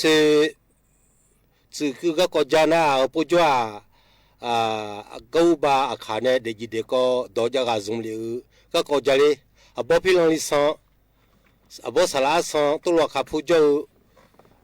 สลาสันมาเดอาโหกุเซชิโฮเบียมามิเนดอจากาจุซุงคาลิงาเลน่าก็ว่าลัทนานาก็ขอจะรู้ตัวหมอจก็ไม่อินี่ปัจจุบันเราอาปะเล่ๆขอตัวลัทานยังไงมองอ่ะหรอน่า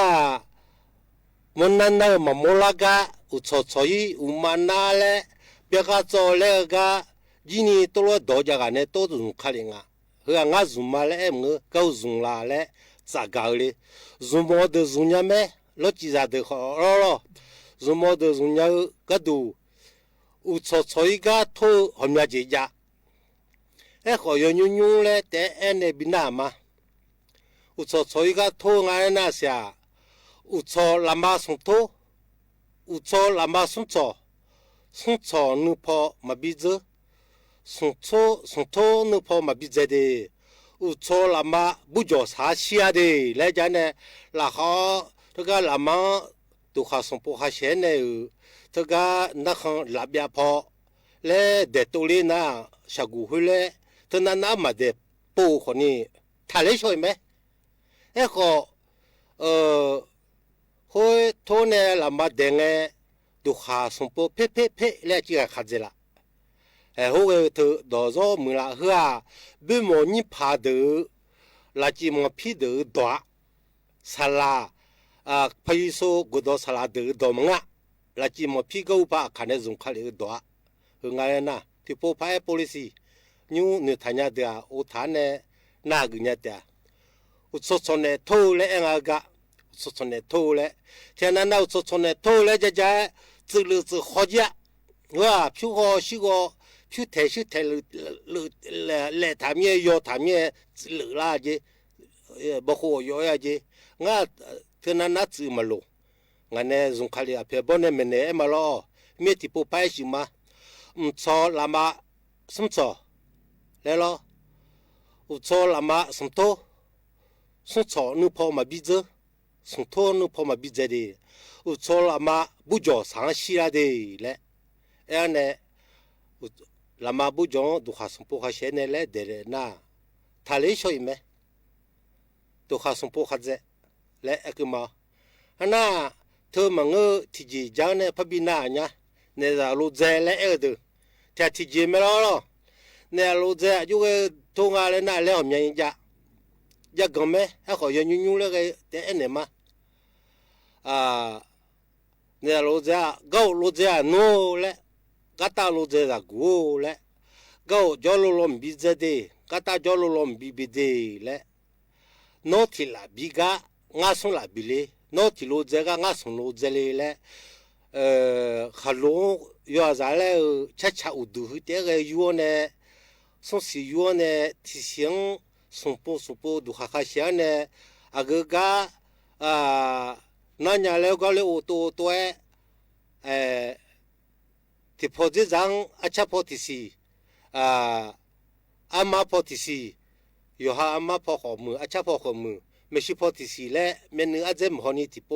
และหัวหน้าอากาศตัวงานและฉันเนี่ยอย่าบิดเจงอ่ะหัวเนี่ยบิหูและเอกเองอ่ะที่อันนั้นนักพอบิวเนี่ยก็บิดตัวเนี่ยก็กดว่าอย่างนั้นที่มีเนี่ยฉันเนี่ยมีเจ๊หัวเนี่ยจะบิดอ่ะหัวงานนั้นสิเนี่ยเราจะก็ก็รอนี่ก็ที่ก็พายมาเนี่ยมีบุและจำไม่รอเบียร์ข้างหน้าบุขับก็จีนก็อยู่ที่ก็ดูเลยไหมก็กับบุโน่และก็ตากับบุดูและก็จอกลมบิบุก็ตาจอกลมบิงูเลยดีและจานเนี่ยหัวจีนี่ดัชเชนเนี่ยและจ่อยดูข้าเชียจ่อยปฏิมและที่ปฏิมว่าส่งอย่าบิดเจละอยู่ที่ก็ดูเลยไหมโนทิลาบุกงาส่งลาบุเลยแหละโนที่พวกงาส่งพวกบุเลยงูเลยแหละสังพยาจะบล็อกจะใช้ดีแหละเพิ่มจังเลยบ่มจังเลยแหละหึมยาเองนะอยู่ห้องเต็มเงือกายเชิงอ่ะและจังจะละตัวแล้วเงือน่ะหอมยาจิตโตจาน่ามีเชดน่าก็สังโตและเองอ่ะเฮ้ยที่ก่อนนะส่งก็จะอันเนี่ยมาสิสังโตงาเลยนะมีอันนี้มีเสือสิโดมีเนื้อสิชังลาโอสิโดรังสิชังชอโอสิโดลาชื่อสิชังเล็กเอล่ะฮันน่ะตัวแม่อันนี้ยอลาจานะสิชังสิชังอะไรไม่ยอจิมจีไงเขาจีเป็นหมอพิมาตัวอาคาชิมามตัวถ้าดูเลยจีโทจีจาละขอเธอพอมาอันนี้วิมพิมาดโอเล่มาหาเล่โอสวัสดิ์เล่เองอ่ะเฮือบิชุนดอเลยมิเนี่ยตัวสุญญาเมลจิซาเดลทั้งนั้นน่ะชดเนี่ยทั่วโลเนี่ยมีบกทั่วโลและเธอคือมาแล้วเฮนี่จะส่งเจียวแล้วสิสังกัดโลและเฮส่งเจียวเนี่ยบินามาก็เลยมาเมนี่ยาคนนี้อยู่กันเราสุญญาเดินมาสุญญาเดิน那好，没种好，哎，看嘛啥，狗把都得看里眼嘞，都叫看里眼嘞，都叫看里眼嘞，看毛头狼啊，所以呢，都用个虎巴嘞，你不叫头嘛怕用没了，鸡那好毛叫个伊嘞，鸡那呀会死嘞，都叫没了，用人那好用你小票，后面就家嘛，个人嘛。เธอนะขอนี่อบอสลาเนี่ยจะอังถาเราจะก็เกาะงานเดียเยอะเดก็เพราะในปีหน้าดาก็เราอย่างนี้มานี่สิญญาเนี่ยจุ่มเอี่ยมมังเงินนะเฮ้ยเจแม่แล้วแต่เหนือเนี่ยไทยจุ่มอีหล่อเดยเยอะเดการนั้นเนี่ยเราใช้จิบจุ่มแล้วพนักดามาเยอะเนี่ยเราเฮ้ยนะขอนี่อายุมิสูเนเชอร์ดอช่างงานเดที่ขอหลวยนะฮะเบียดามาเยอะเยอะ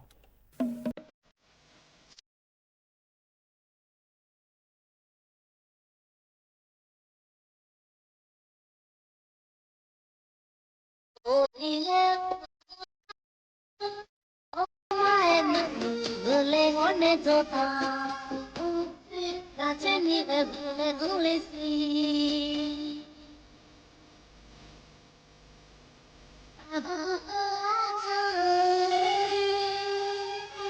Nyano.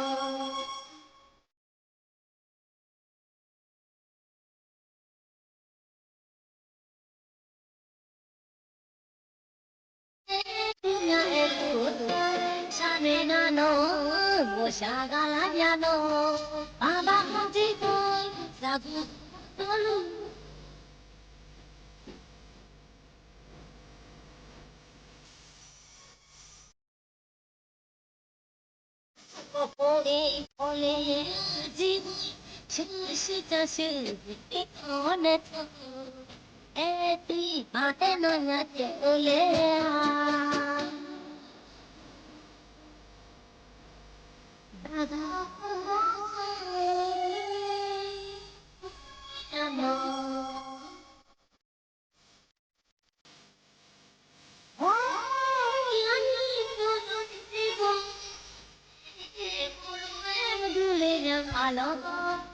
Menano,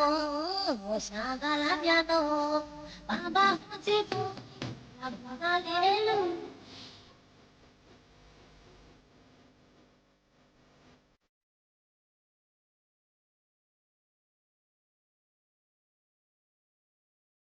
Tipu, si jasi, ito oneto, enonya tolea.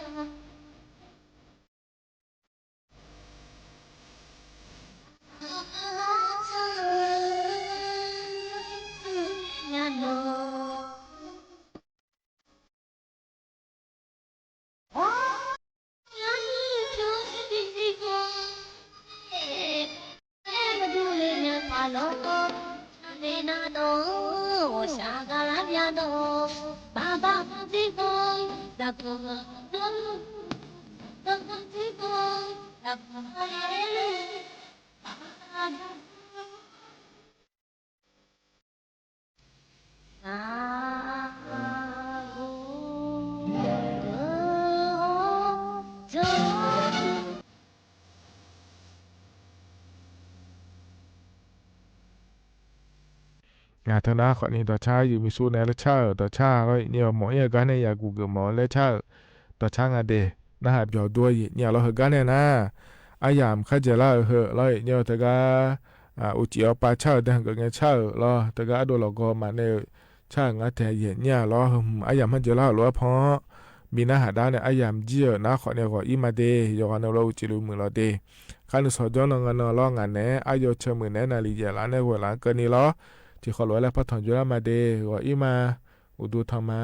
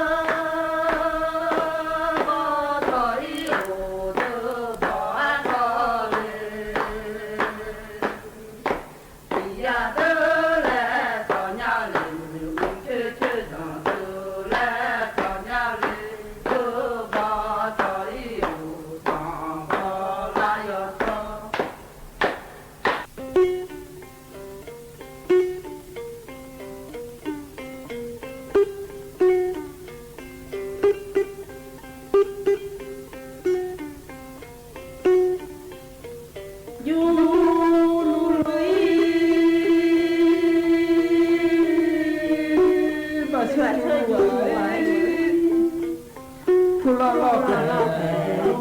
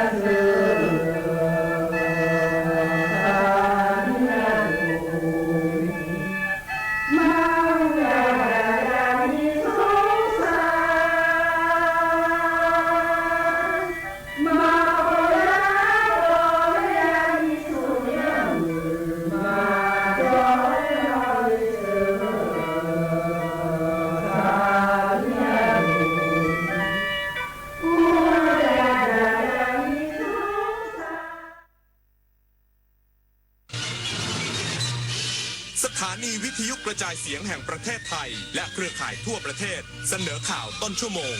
รู้เร็วรู้จริงเกาะติดทุกสถานการณ์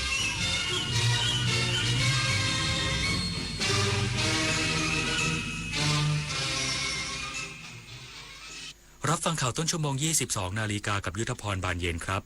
คณะกรรมาธิการการแรงงานวุฒิสภาเตรียมผลักดันแผนแรงงานปี 2569 พัฒนาระบบนิเวศผู้สูงอายุและนวัตกรรมท่องเที่ยวเชิงอาหารอีกสักครู่กลับมาติดตามรายละเอียดครับเลือกตั้งทั้งทีต้องไม่ให้พลาด3 สี3 บัตรเข้าใจให้ครบก่อนเข้าคูหาสีเขียวเอาไว้เลือกตั้งสสแบบแบ่งเขตสีชมพูเอาไว้เลือกพรรคเลือกนโยบายที่คุณชอบและสีเหลืองเอาไว้ออกเสียงประชามติ1 เสียงของคุณมีความหมายต่อประเทศจำสีให้ได้ใช้สิทธิ์ให้ครบ8 กุมภาพันธ์นี้ออกไปใช้สิทธิ์พร้อมกันอนาคตไทยเริ่มจากการเลือกของคุณ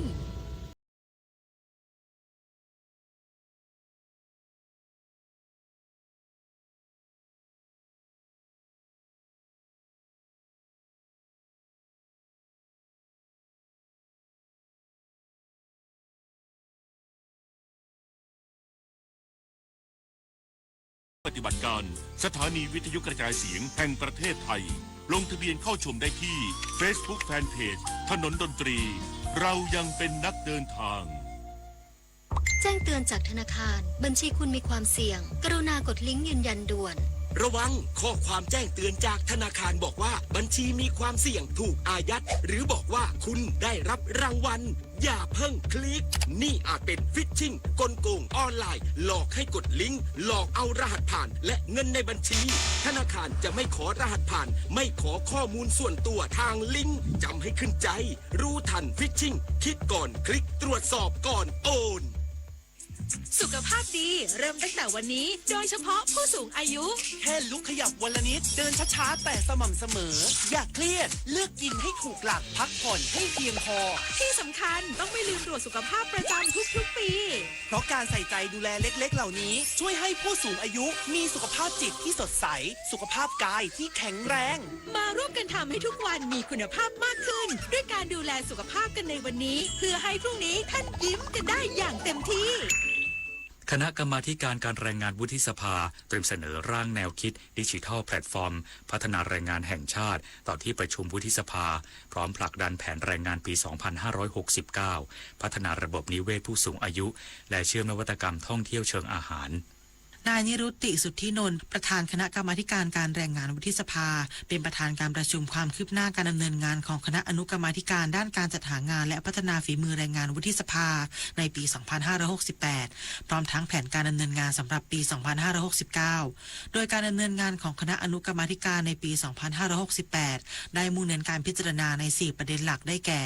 การบริหารจัดการแรงงานต่างด้าวการพัฒนาดิจิทัลแพลตฟอร์มด้านแรงงานอุตสาหกรรมแห่งอนาคตหรือ S-Curve และการบริหารจัดการแรงงานในสังคมผู้สูงอายุและได้กำหนดกิจกรรมสำคัญคือการศึกษาดูงานในพื้นที่3จังหวัดและการจัดทำรายงานการพิจารณาศึกษาที่สำคัญ2ฉบับคือร่างกรอบแนวคิดดิจิทัลแพลตฟอร์มการพัฒนาแรงงานแห่งชาติและแนวทางการบริหารจัดการแรงงานต่างด้าวกรณีศึกษาจังหวัดระนองสำหรับแผนงานในปี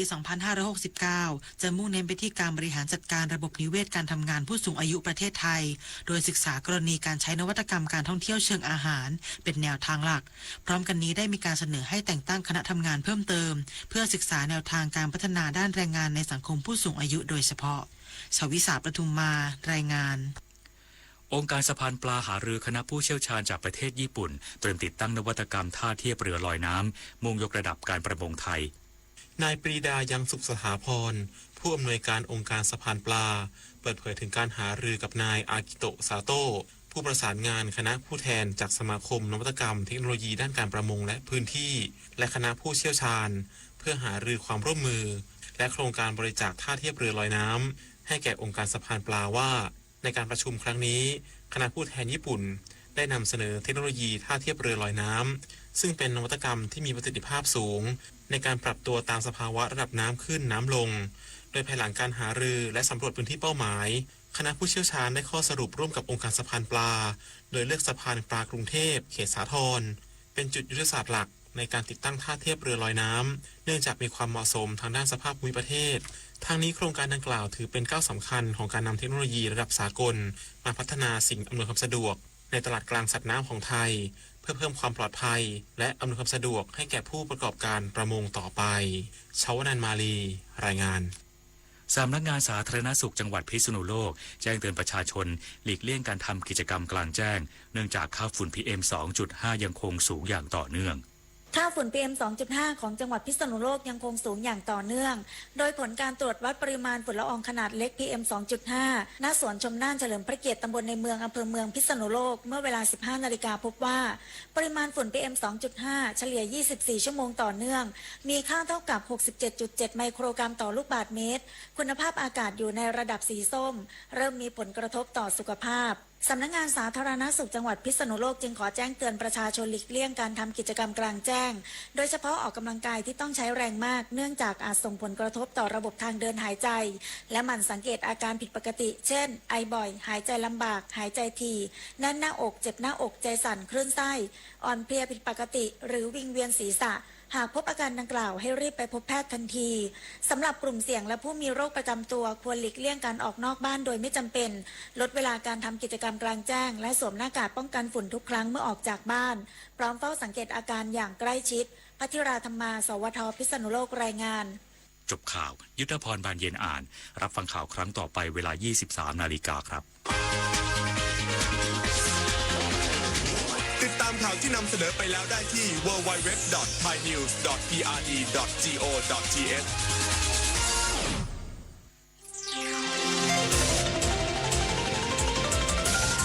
วิทยุแห่งประเทศไทย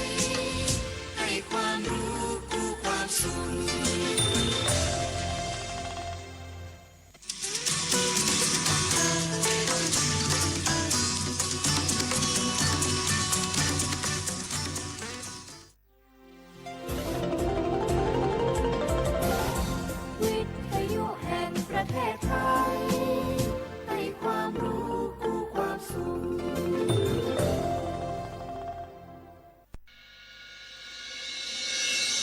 สถานีวิทยุกระจายเสียงแห่งประเทศไทยจังหวัดเชียงใหม่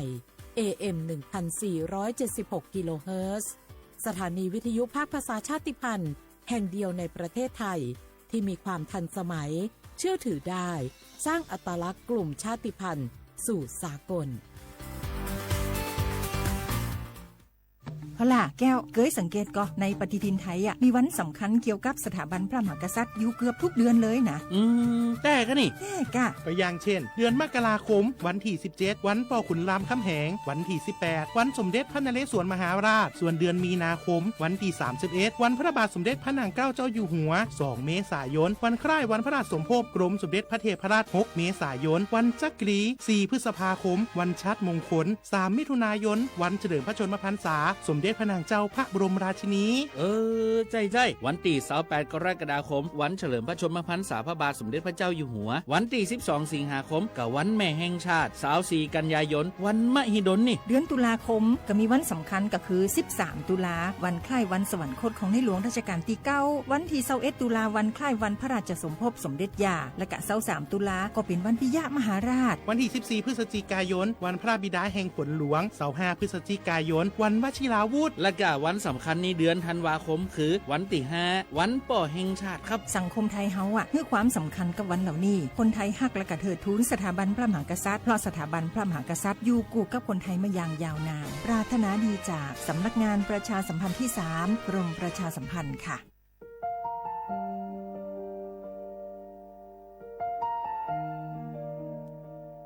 ขอน้อมเกล้าถวายอาลัย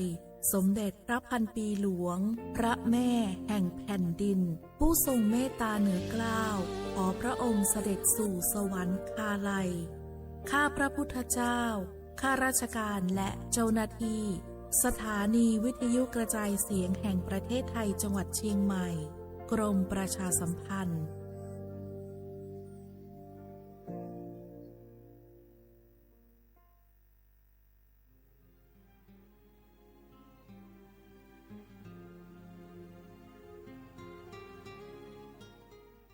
This is a moment of profound grief for the Kingdom of Thailand. The collective voices of Radio Thailand Chiang Mai join the Thai nation in mourning the passing of our beloved Queen Martha, Her Majesty Queen Sirikit. Her life was a testament to the unwavering service, grace, and deep love for the Thai people. Our humble condolences and thoughts are with His Majesty the King, the royal family, and all the Thai people during this deeply sorrowful time. We will remember her forever.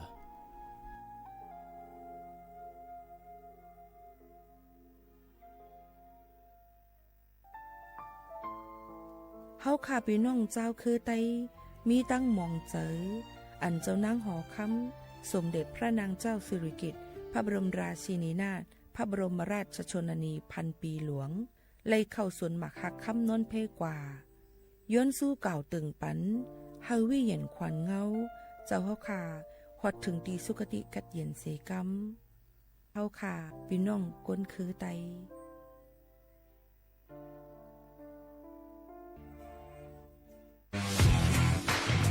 รัฐบาลไทยประกาศสงครามสแกมเมอร์รัฐบาลจึงได้ประกาศสงครามกับสแกมเมอร์ในฐานะที่สแกมเมอร์เป็นวาระแห่งชาติและในวันนี้ผมก็ได้ใช้โอกาสนี้มารายงานความคืบหน้าและเน้นย้ำถึงสิ่งที่เราต้องร่วมกันทำต่อไปรัฐบาลได้จัดตั้งคณะกรรมการอำนวยการป้องกันและปราบปรามอาชญากรรมทางเทคโนโลยีขึ้นมาโดยมีผมเป็นประธานด้วยตนเองเพื่อให้ทุกหน่วยงานทำงานไปในทิศทางเดียวกันเราได้มีการลงนามบันทึกความเข้าใจระหว่าง 15 หน่วยงานหลักทั้งภาครัฐและภาคเอกชนตลอดจนสถาบันการเงินเพื่ออุดช่องโหว่ทางการเงินและตัดเส้นทางเงินของขบวนการอาชญากรรมเหล่านี้ให้สิ้นซากรวมพลังคนไทยต้านภัยสแกมเมอร์นายอนุทินชาญวีรกูลนายกรัฐมนตรี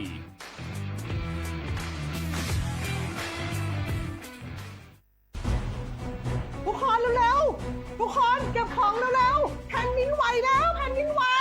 เดี๋ยวพี่เดี๋ยวก่อนจะรีบไปไหนเก็บของไปไหนพี่เนี่ยพี่ดูในข่าวเขาทำคลิปมานะว่าจังหวัดเราเนี่ยแผ่นดินจะไหวพี่ยังไม่มีแฟนเลยเนี่ยกลัวตายมากเลยเนี่ยไม่อยากตายเอ้าพี่ไปฟังข่าวปลอมมาอีกแล้วเหรอทำไมพี่ไม่ไปดูข้อมูลแผ่นดินไหวที่แอป Earthquake หรือว่า Thai Disaster Alert อ่ะเขาบอกข้อมูลหมดเลยว่าสถานการณ์แบบไหนระดับไหนต้องทำตัวยังไงบ้างอีกอย่างถ้ามือถือพี่ไม่มีเน็ตเนี่ยเขาจะมีเซลล์บอร์ดแคสส่งข้อความแจ้งเตือนมาที่โทรศัพท์พี่โดยตรงเลยพร้อมข้อปฏิบัติด้วยเหลือแค่พี่ปฏิบัติตามนั่นแหละต้องใจเย็นๆลงละขอบคุณมากนะน้องโอเครู้ทันสาธารณภัยห่างไกลความเสียหายด้วยความปรารถนาดีจากสำนักงานประชาสัมพันธ์ที่ 3 กรมประชาสัมพันธ์แค่ 3 ปีความเสียหายจากอาชญากรรมไซเบอร์ของคนไทยพุ่งทะลุถึง 94,000 ล้านบาทหรือเฉลี่ยปีละ 30,000 ล้านบาททุก1ชั่วโมงเราเสียเงินกว่า 3.4 ล้านบาทให้กับมิจฉาชีพออนไลน์โจรไม่เห็นใจคนอาชีพไหนอายุเท่าไหร่สถานะทางการเงินแบบใดหมอพ่อค้านักธุรกิจนักเรียนแม่บ้านข้าราชการเกษียณทุกคนตกเป็นเหยื่อได้เสมอและวันหนึ่งอาจเป็นคุณหรือคนที่คุณรักเพราะจุดอ่อนร่วมของเหยื่อคือความเร่งรีบขาดสติหรือแม้แต่บางครั้งก็เกิดความโลภจนเกินไปอย่าปล่อยให้การกดคลิกเดียวลิงก์เดียวทำให้โจรยิ้มกว้างวันนี้ถึงเวลาแล้วที่คนไทยทุกคนจะต้องร่วมมือกันสร้างภูมิคุ้มกันอาชญากรรมไซเบอร์ช่วยกันหยุดก่อนที่ภัยไซเบอร์จะทำให้คนที่คุณรักและตัวคุณเองกลายเป็นเหยื่อ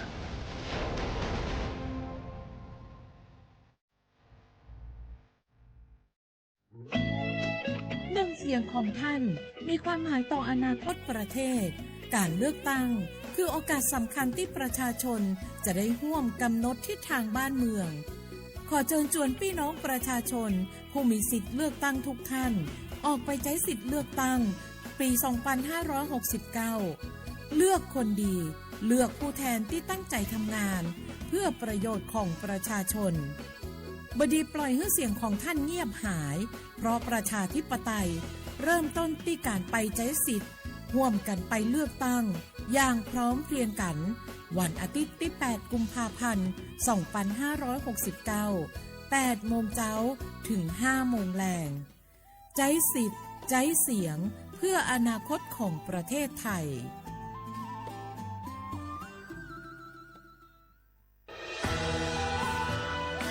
จากศาลากลางจังหวัดน่านหลังเก่าพัฒนาสู่การเป็นศูนย์การเรียนรู้นันทศิษย์ป่าคารโดยมูลนิธิรักป่าน่านนับเป็นพระมหากรุณาธิคุณที่สมเด็จพระนิธิถาธิราชเจ้ากรมสมเด็จพระเทพรัตนราชสุดาสยามบรมราชกุมารีได้พระราชทานนามนันทศิษย์ป่าคารอันหมายถึงอาคารแห่งความรู้ทุกแขนงของจังหวัดน่านภายในประกอบด้วยห้องนิทรรศการเฉลิมพระเกียรติรัชกาลที่ 9 แสดงพระราชประวัติและพระราชกรณียกิจของพระผู้ทรงเป็นพลังแห่งแผ่นดินและต้นแบบของความเพียรรถพระที่นั่งอนุสรณ์แห่งการเสด็จเยี่ยมราษฎรในถิ่นทุรกันดารทั่วทุกภูมิภาคของไทยพิพิธภัณฑ์ศาลากลางจังหวัดน่านความทรงจำของอาคารหลังเก่าและการอนุรักษ์สิ่งสำคัญของเมืองน่านเทคโนโลยีกับมนุษย์จุดประกายความคิดสร้างสรรค์สู่การสร้างนวัตกรรมในอนาคตน่านซิมูเลชันแนวทางจัดการขยะที่ยั่งยืนเพื่อตระหนักถึงผลกระทบต่อสังคมเศรษฐกิจและสิ่งแวดล้อมห้องสมบัติน่านย้อนรอยสู่อดีตและความรุ่งเรืองของนครน่านผ่านเงินตราเครื่องเงินและผ้าทองเปิดให้เข้าชมฟรีไม่มีค่าใช้จ่ายตั้งแต่เวลา 9 นาฬิกาถึง 17 นาฬิกาหยุดทุกวันจันทร์และวันนักขัตฤกษ์มาร่วมอนุรักษ์สืบสานสร้างสรรค์ศิลปะวัฒนธรรมและวิทยาศาสตร์ของเมืองน่านคุณค่าที่น่าภาคภูมิใจ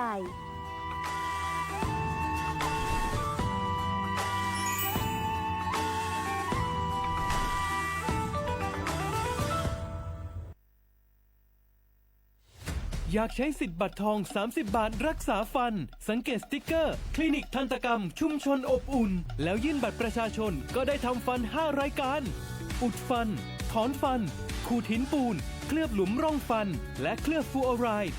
ไม่มีค่าใช้จ่ายไม่ต้องรอคิวนานแถมใช้สิทธิ์ได้ปีละ3 ครั้ง30 บาทรักษาทุกที่ที่คลินิกทันตกรรมชุมชนอบอุ่นสอบถามเพิ่มเติมสายด่วนสปสช1330 24 ชั่วโมง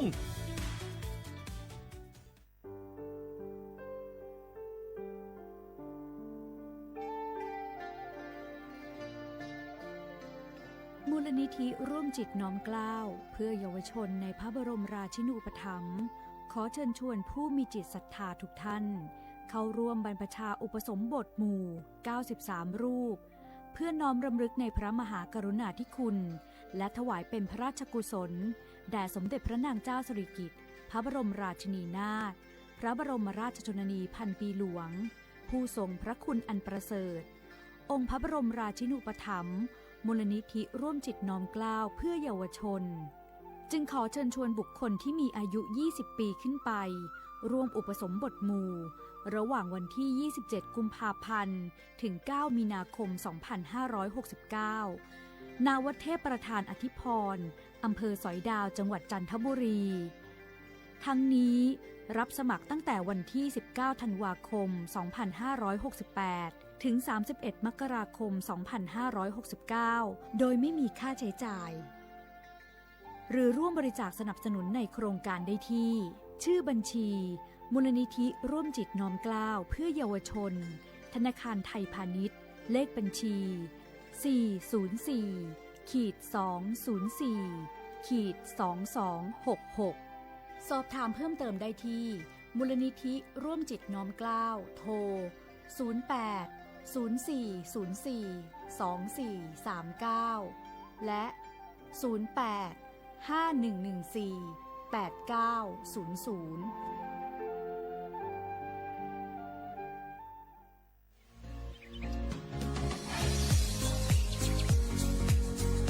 จ้ำหนังเปิงมติครม.มือวันที่29เดือนธันวาคม25ปากไป67เฮาฮิปเน็ตแกลิดปัญหาสถานะและสัญชาติคนอันอยู่ตั้งเมืองจึงไทยจอมาตรา17นั่นตอนตาพี่น้องเฮาเขาอันเข้ามาอยู่ตั้งเมืองไทยหึงนั้นและมีไว้เข้าจอมเปิงเฮากว่ายืนย้อนสถานะต่างดาวของเมืองถูกแม่นจอมเปิงไล่ตอนตาลูกอ่อนอันเกิดตั้งเมืองจึงไทยมีอำนั้นก็แม่มีไว้ทะเบียนประวัติบุคคลไม่มีสถานะทางทะเบียนอำนั้นไว้10 ปีถูกแม่นยาวในจึงเฮากว่ายืนย้อนสัญชาติไทยจอมหนังมาตรา7ทวีไล่พออยู่ตั้งกรุงเทพมหานครกว่ายืนไล่ตีสำนักบริหารการทะเบียนกรมการปกครองพออยู่ตั้งต่าง7วันในจึงกว่ายืนไล่จอมหนังวัดไว้อันเปิ้นออกปันเฮาคานั่น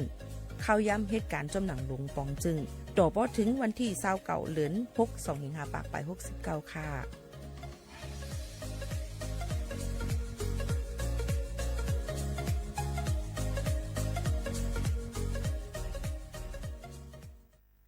พี่น้องเขาสนใจใครปืนเผาผ่านตั้งห้องปล่อยเสียงสวทเก้งใหม่ปั่นตั้งหูห่มปาดังมีดังซื้อถ่อมแจ้งแล้งหลีกว่าไก่ในปื้นตีเจดอนเก้งใหม่กับสืบมาเลยดี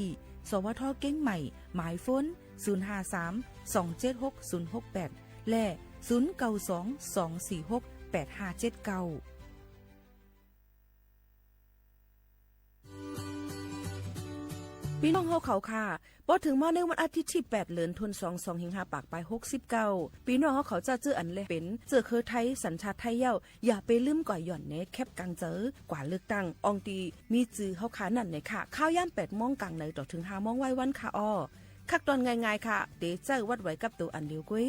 ก้นอันมีสุนตาเดกว่าหย่อนในแคบกลางเจอเตเลยวัดไว้หย่อนในแคบกลางใจอยู่3ไว้3สีจ้อมกันในค่ะอ้อสีเขียวเตเป็นวัดไว้เลือกตั้งสสแบบแบ่งเขตเลือกตั้งค่ะสีของเตเป็นไว้เลือกตั้งสสแบบบัญชีรายชื่อและสีเหลืองเตเป็นไว้ออกเสียงประชามติแก้ไขรัฐธรรมนูญในค่ะออกกว่าใจสุนในสุนเป็นตาอนาคตตั้งนาอันฮอกคาเลือกไว้ลุยมือตัวเจ้าเก่าอย่าลืมกว่าเลือกตั้งกันค่ะนะ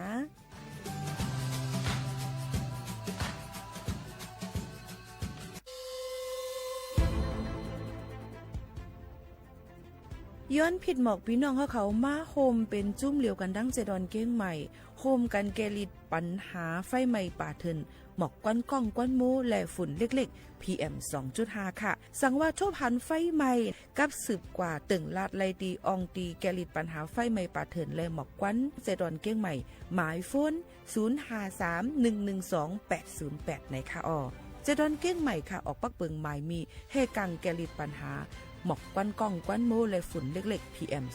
2.5 เนื้อปืนตีเหลออันอ่ำเลยคว้างเฮาเผาผ่านมาดีแอปพลิเคชันไฟดีห้ามเผากำเร็วในนั้นค่ะอย่าไปเผาล้าอ่ำว่าได้เป็นตีกลางปางอองตีห้ามเผาเกยยุกยักไม่ดอกกูอันในค่ะแต่เอาวันที่1เดือน1อิงเกรด2เหงปลาย26ต่อถึงวันที่31เดือน5 2เหงปลาย26ในผู้เหลอเผอเฮ็ดผิดปักเปิงเตญาตัวตามตั้งผิดจำหนังปักเปิงหมายมีกำเหลวในนั้นค่ะเลยตั้งมุมมองไฮลีเซห้องการฐานฐานะก่อกับสืบเจดอนเก้งใหม่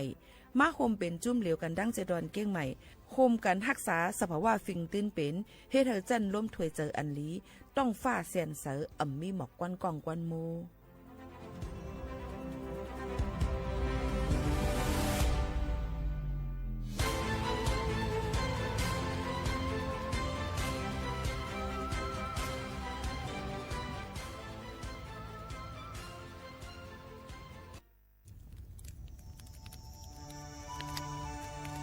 จ่องหู้คาหือก้อนโมก้อนไฟอันเผาอยู่ตีกลางปางนั่นอ่ำเลยหายกว่าตั้งเลยมันเตเป็นฝุ่น PM 2.5 สีขึ้นมาเฮ็ดให้ป้ายอยู่ลีเฮาคาขึ้นในคาอ้อลองลดย่อมปัญหาจังไหนในอ่ำหยาบค่ะเงื่องแวอ่ำเผายุกยักเหมือไม่ตนเยอตนเข้ากับในให้ในสวนเฮาเปลี่ยนมากองไว้จ้อมกันเสเฮ็ดเป็นฝุ่นสภาวะอ่ำนั้นแจกแพยุกยักเฮามันปอดถูกเมียนอีกป้าดังโฮมมือกันฟังด้วยไฟไหม้ป่าเถินเฮาขาดฉุกลีไลผูกต้นไม้น้ำเพิ่มปันปืนตีสีเขียวเฮ็ดเฮาจันร่มเสียนใส่ตาเฮากูก็เลยตั้งมุงมองเฮาลีเสฐานหน้าก่อกับสืบปืนเผาตี3กรมประชาสัมพันธ์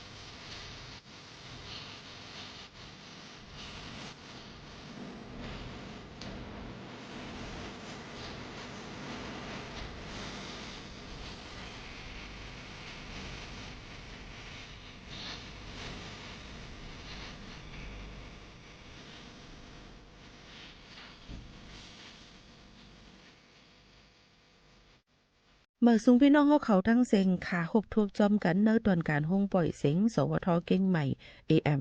147กิโลเฮิรตซ์ค่ะปืนปล่อยเสียงกูวันพอถึงมาข้าวยาม10 โมงถึง 11 โมงกลางเนื้อกลางค่ำอยู่จอมขาวยิ่งหมูขาวโน่นในคาออตอนแต่ในวันเมื่อในถึงมาในวันเสาร์ที่17เหลินชน12เหงปลาย26เป็นเหลินกำลวง14ค่ำฮอดถึงมาในวันเมื่อในอยู่จอมขาวหมูขาวโน่นแลห้องปล่อยเสียงเก้งใหม่ AM 147กิโลเฮิรตซ์ค่ะพี่น้องเขาอย่าลืมค่ะนะว่าลุล้อมได้ถึงป้ายอยู่ลีกันมือพองฝิงฝาราสีแปกเปิงแหลกลายเอี้ยวก็อ่ำปันเผาเซลองมือพองวันที่1เหลือนในกว่าต่อถึงวันที่31เหลือน5 2เฮงปลาย26ในสังว่าเฮ็ดพิษปักเปิงในเตนจะจังยาตดตามตั้งพิษในค่ะออฝากไว้บันพี่น้องเขาเซออนกันหรือเฮือหรือใจถ่อมได้เพียงความปานเก่ากันก่อนค่ะ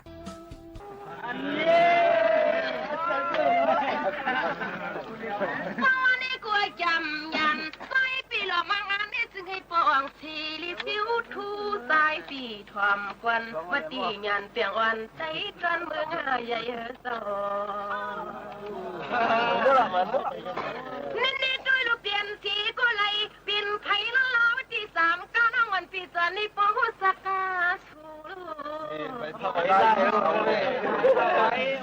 ยำตัวเหลียวนี่ซอยหางหลีหางเราปีเจ้าชั้นตัวจำจะไล่ผ่ามือพี่เปลี่ยนหน้ามาลูก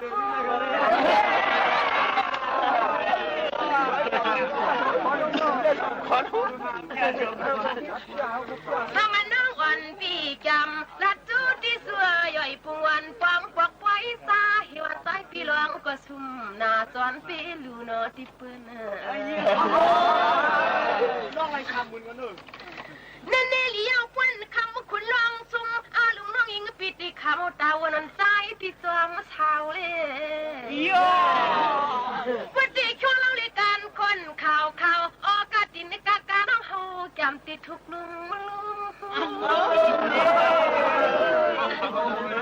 คุยกันว่ามันน้องยิงปีหมวกแค่ดิ้นลำปล่อยปันปีตกซุ่มรู้ไม่ข้าวปล่อยเมียงอะไรปันปีมือเปียงตังเตียงตังตัวเท่านั้นนี่ละนี่ชูชวนเราเลยกันงาโมดังที่ปีเซยฟังนางอโลสิสันตาใส่ปีหลวงกูคิงคาต้องมัดหมายห้ามพูดจีสายปีเสือซึ่งให้อ่องเมียงยันเตียงวันตวงหน้าโอ้ยคุณเนื้อเศร้าสวัสดีกูลีกว้างเอาสุดให้เขาเปลี่ยนใจหลวงตาวัดที่พากงผมลังมันตานในปีปนนั้นเด้อช่างเสียมันคือเขาได้หัดที่ว่าตีนิ่มปึงมีเปิงอามีนี่ตัวลูกเปียนี้ก็อยากว่านาชีขานแล้วพอมีชีปวดใจไปเจอไปคอยอยู่มานยาชีขันยิ่งน้องติดทุกปะล้างสูกว่า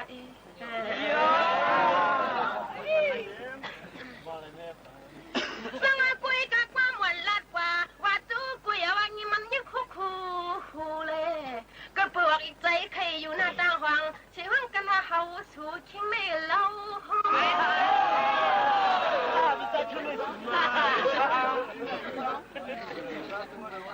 สังลัดกว่าว่าจูที่สุกวยแกลียงันว่าคนร้องเขาปักเขาก็มาสู่เพียวตอนมึงไก่ก็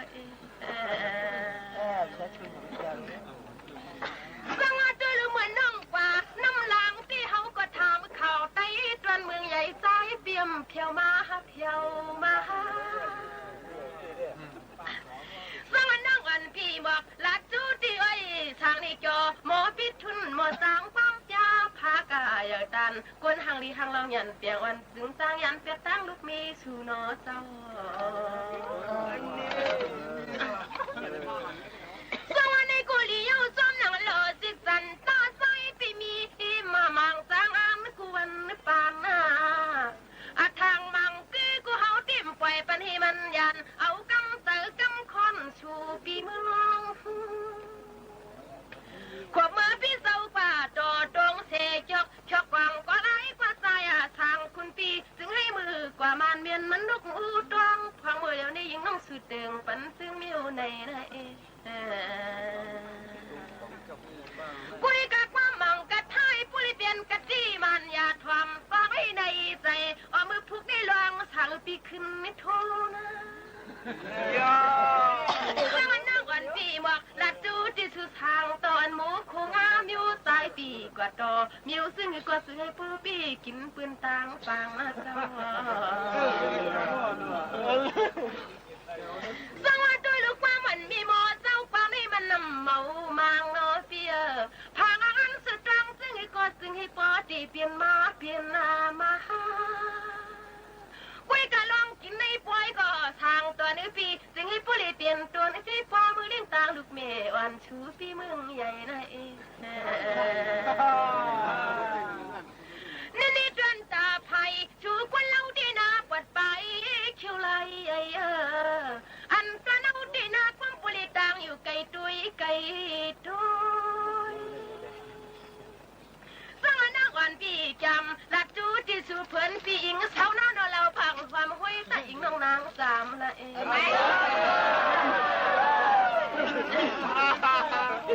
สังความมันกันก็ยอดจุ้ยไว้ช่วยหนูอันนี้ปักเปเราทางปีไปเลยนี้มีอยู่คำวันตอนขึ้นได้ทำกว่าให้ผู้จีถึงให้เช้าน้องอิงปีเขาเลยมือเลยลิ้นตอนมึงใหญ่เลยนะคุยกับคำวันตอนขึ้นเนี่ยกูย้อนอับนั่งติ้งมัวเนี่ยจู้ตั้งใจดูเปียนั่งมันปีเจ้าคือย้อนอับที่กันทางนางน้ำติ้งใส่จู้ลักลำจำกำชูตุยนี่จวนเล่นจริงรางวันปีไปเปลี่ยนยันปอกขึ้นห้อยสองตีเลยเฮ็ดจุลมจุลำกันเฮนะนี่ปวนเมืองเลี้ยงเบียงบางตั้งไอ้ตั้งยิงตั้งสายเปิ่นยันปอกตั้งหลังเอาไว้ปั่นปีตั้งเก่าดอกกันตุยนกกันตุยสองตีปีเสาปีขอลาชีชาวันแล้วความหอมหุ้ยทำต้องด้วยเฉพาะสื่อเลยนะสังอาจวนตาพายันตั้งเอาที่น่าหล่อมชุดน้าในที่มันปล่อยปลุดตังกันแค่หมอกลงฟงไปกะลำสันอันตีเหินตีตอนไข่ตุนหูเด็ดจินเจอขอบละลาสังอาก็เป็นนวันปีเจ้าปีเสนียนนาที่ฉันโมคงอาปาติว่าเจอเยอะเขาปีน้องเจ้าตาหน้าในโกติอำทางมังคือเย้าไว้คุณเนื้อเจ้าอัลโหลมือเจ้าปิดชุดเลยสังเอาที่คำชูจำตัวเลยมวยกิ่งป้าลงอ่อนน้าลูกยิงปืนสามวันมาหึงอันนี้ซอยปีเพียวที่ป่วยนี่ผู้จ่าไหลมือไหลวันสังอันนี้กุลียังป่วยกุฏิว่าเห็นปีเจ้าปีเนี่ยหาเปียงกินเปิ้นตั้งซ้ำจึงให้พ่อให้อ่างซาวัดดีเสียแขวันสาวน้องเขาละสู้เนอะนะวันดีน้องนะนี่ตัวลูกเงินไหวสวยมันชอบปันน้องมาวัดดีลังซาลูกข้างเจ้าซ้ำจังหวัดห้องตรังเลืองเปียยังตัวหน้าวันห้างผู้ปังเชิงอันนี้เราวันเราเกินไกวปีมาเราห้องจังว่ายังกว่าขาแล้วกว่าใจห้างนี้ปีเจ้าทั้งปีมาถูกแต่เฮาทั้งเจ้านางเลยล้นความหาติว่าตีนิ่มมีเรามีหัวทั้งเสีย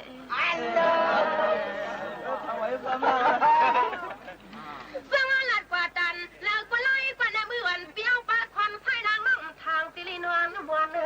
สังอาควันขวาในใจเอ็มทางติลิตำใส่ปนาอกเฮา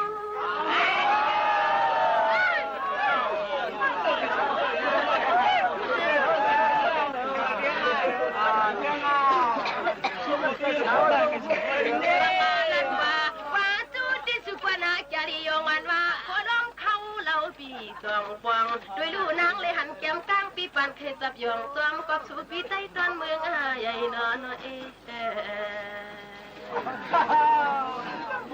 สังอาดูลูกกับปืนหน้าวันปีนี้ฮักตีฮักเดอฮักอเมือมซ้ำมาตีกับการเหี่ยวไม่เปียฮักอยู่ก็ยิ่งติ้มทางติลิตำใส่เห็ดลูกมีไส้นี่ลัดป่าดันเลิกปลายปนอทางตอนมาต่างบ้างพอเตี้ยมทางตีเลยไม่พาไม่ห่วงควบกันอย่างนี่ตัวลูกกับปืนวางทางเปียวปังปุเลยมืออยู่ไกลมุ้งตัวหลีดวงวันขอกันต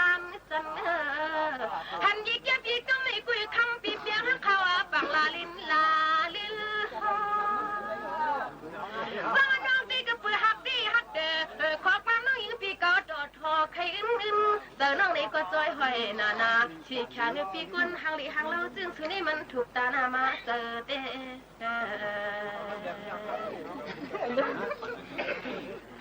สวรรค์ในกุลนี่ชูเลี้ยงเอาไว้เลี้ยงแกงอ่อนข้อเขียวไหลไอ้เปียสองตีกึ่งตันเลี้ยงเฮาไหลละปวดไปเขียวไหลยิงน้องทามาดังกุยกัดเล่นซาลีลีกูขี่ไว้หลังกูกวางไว้ลิ้นหน้าปมกึ่งตันตีเลี้ยงเฮามีหมอกฟังใส่เกาเตอเกาเนื้อเลยนั่นเดลันดิจูจ้องเล่าเลยไว้ปวดไปเขียวไหลถือตัวนี้นางกอลีจูสุดที่ลังทางปีปุริมือสามตินตัวละความมูคือของเต้าจริงเป็นมารยาการยันนางป้อมปุริตังจวนเงินในมีหนังไม่ค่อยขาวเสียงเก๋มากเป็นในมันอยู่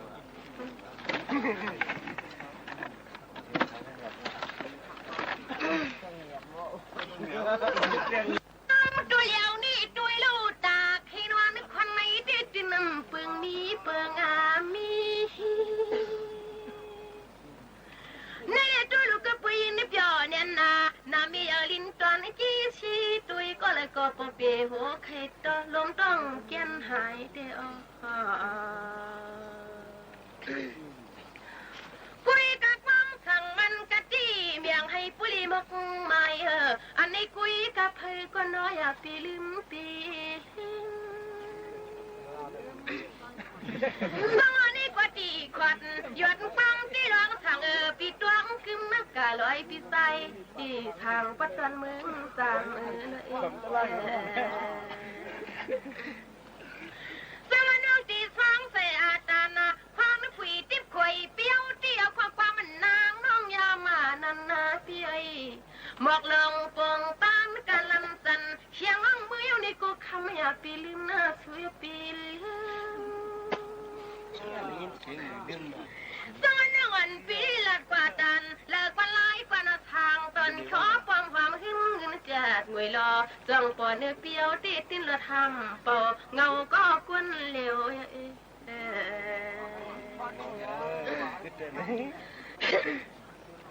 สังว่าด้วยลูกขึ้นนี่ละดีกันตั้งขึ้นเงาลึกขึ้นเขียวน้ำเมื่อเร็วกูเมืองก็ตำเลี้ยนี่นี่ด้วยลูกลาดกว่าว่าจูที่สู้ควาริโยนว่าโคลงเชียงเผอก็ดันปองอันนี้นางก็ปานทางกูเคยจับยองของเปื้อคือนอนในใจนอจอสวัสดีกูด้วยลูกคำผูกกึดกวนวันเชียงขาน้องขาลูกขาลังจังขึ้นไปขับเมื่อคืนอันนี้ด้วยขาลุยนางขานาซื้อหน้าปานาอินเขาไปเฮานาง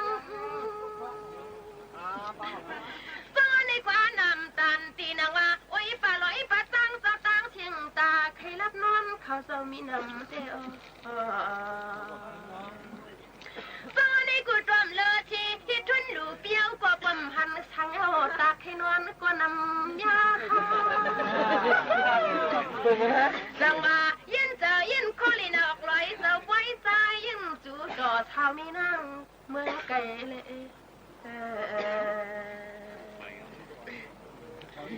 จังว่าจินจ้าจิกุยกว่าเลยอ้อยปีปุ่นไหนยิ่งที่ติดสังคือจึงหือมือกุยก็หักหน้าจานแล้วปอมเลยยิงเตะแล้วบางโตครึ่งนึงคือเอาหักไผ่กลมทางตีเล็บเจ้าคำผู้นอเจ้าแต่ว่าพวกเบียนที่คนเล่าพี่น้องวันสามิกีสีในนางเกียนดิโกโนจ้องหวำจึกเท้ามิใต้ตรงไก่วสวัสดีกันตั้งขึ้นยอมเลยมีก็ยังไม่อ่อลำตุ้ยอายว่าเขาอาย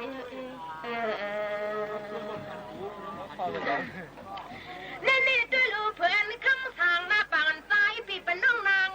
อายแต่ปล่อยให้จำน้องยิงเปียวตายมึงตอนชูเช่าวันดีแกดียวันว่าโคล่องเข้าคำปีสองปองวันดีของลีวันคุณปีเมืองไก่นะสวัสดีลูกสีนาลีปุ๊บเดียวนางนาลีก็ซ้ำตัวเอาเชียงอันก็พุทธัน ลอยลอยควางปุ้ยเฮาหลัดมานำนั่งก็ดีมือโหลิม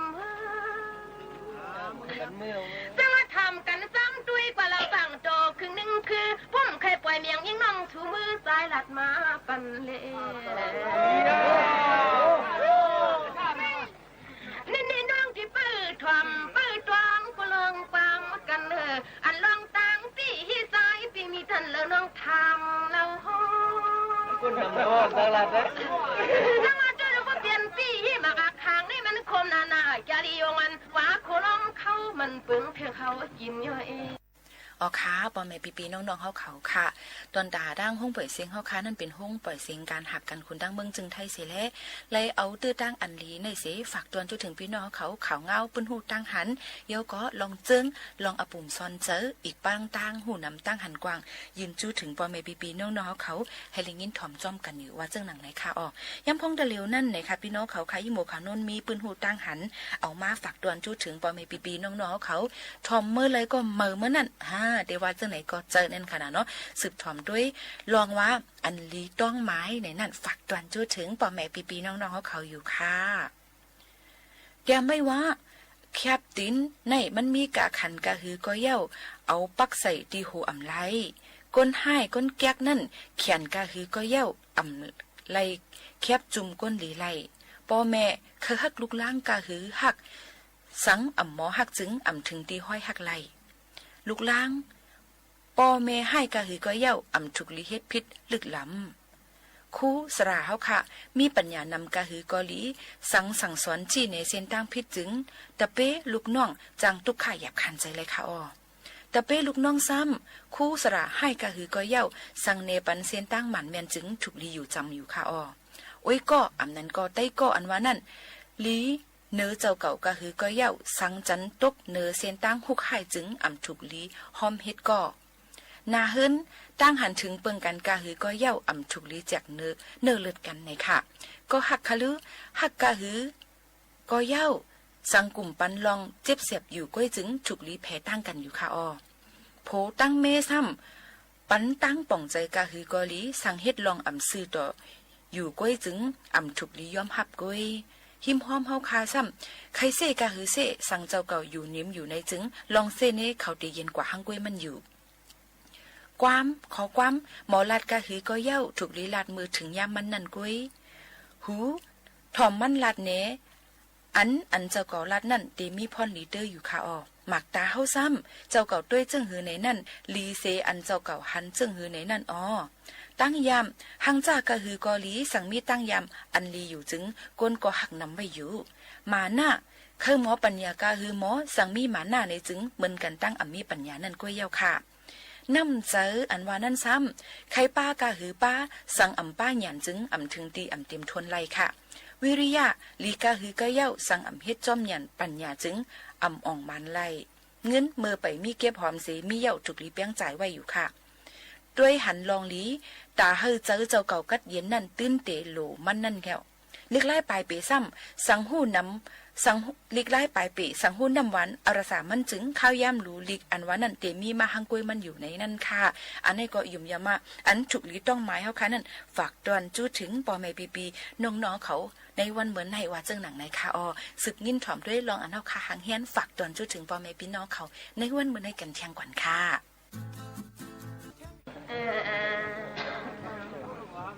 คุยกันน้องทางปีเอ็ดนางใจน้ำจึงพึ่งตาเมียงเป็นลูกลุงหินด้วยยามมือเลี้ยงนี่เปลี่ยนกินยาวเล่าหางลีปีเจ้าห่มเปลี่ยนเช้าเปลี่ยนนาเช้านี่เนี่ยด้วยลูหันยาวสีจังสีขานำทานว่าโคลงเข้าติ่มเคยลอยขวาที่จังเฮ็ดคือนอนเองสังด้วยลูดวนตาถอยอันตั้งเอาได้คำความควรเล่าปีลัดคือมั่งยิงปิ่มตลอดสีทงเพียงหน้ากว่าเมื่อซามันนั่งยิงเปียงลัดความเลียนในกูคำเอาน้องตลอดสีทงป่านั่งตีลัดเจอเหี่ยวหลวงบ่คงอาปาทางว่ามันเธอเขาก็ไล่ก็ใจปีเจออย่างนี้เดินนี้เนอ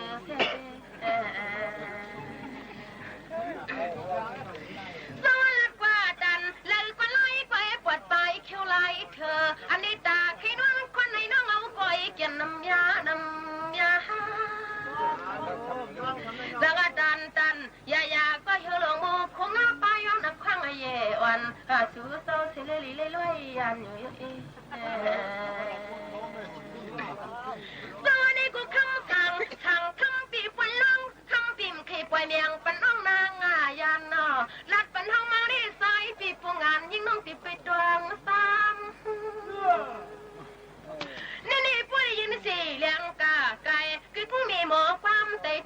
จอกเมสูเลและกว่าตันอย่าอยากไว้พี่บอกเลยล้มปิวออกปักเปิ้ลเป็นต่างสิสุปีมันซานี่ด้วยลุลาป้าสีขาตีนางว่าเฮียลงโมคงอาป้าด้วยกำกวนมันนาถูกตาหน้ามาเลือดอกสังนอโตกุนดำนาคุยกันละป้าตันอยู่คุยกันในกวนฟ้าอ้อยปีปูในชาวน้องยอน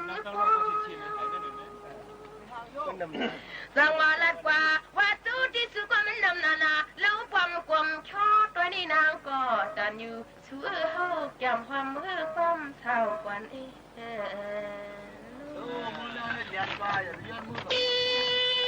ลิลีกว้างอยู่น้ำใสลวงห้างคำวันมีไปไหมคำมันมีใครมกลินเปีย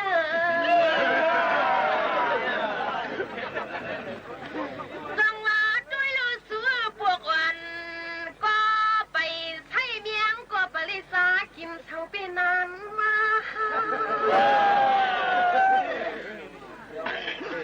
นี่ด้วยลูกวันลี่สั่งทั้งสั่งทางต่ออ๋อลูกมีวันคำความตูท่าคิดเขาดีเมียงยามีควรมอยย่อย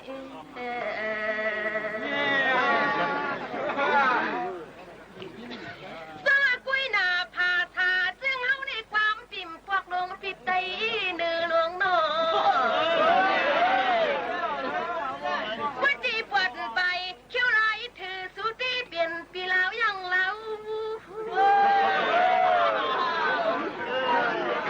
กุยกายุอยากขอความซึ่งไตนี่ว่ามันเปลืองทานพุทธูใส่สิกูนจาง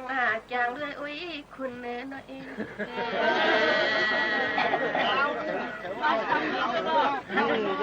สวัสดีลูกคิดเจอปิดคอที่สุนัยเปลี่ยนห้ามคำมันมีไปนอไม่คำนี่ลุกไม่วันนี่กินนอเปีย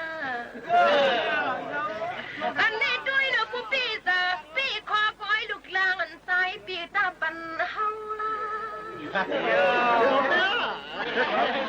สังวาลัดว่าว่าจูที่สู้จาริยงันว่าคนมเขาดวงมาทวมกวนปฏิย่อยปุ่งวันเช้าน้องติลัดจูสูเลือนะเอ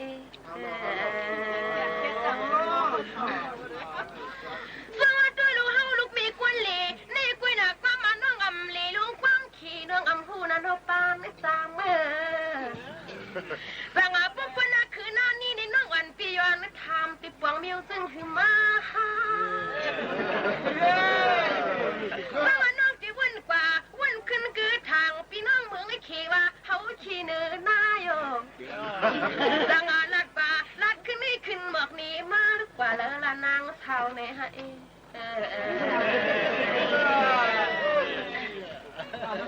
สังอาทำกันซ้ำตัวเลี้ยไว้กันคนข่าวอ๋อลูกยิงปืนวันในความในกูจึงตั้งเตียงกันข่าวอันไตเปียทางเราฟังด้วยลูกกูโซจัดกวนวันหลังปีกว่าทำเฮ็ดไรตั้งปืนมาหน้างานเปียงมันว่าคุณน้องเขาเปลี่ยนในเกียงซึ่งนึงไอ้ลูกเมย์วันสุฟีโพลิเตียงคอยไว้ใจนอเจ้าสังอาปดีเจริญาด้วยในห้างพังถือกวนเราได้นางเขียนสอนในชื่อลายเนาะเปียสั่งซื้อเปลี่ยนมีสู่กวนเราตีจินมาหำเปลืองตายนะคนหังลี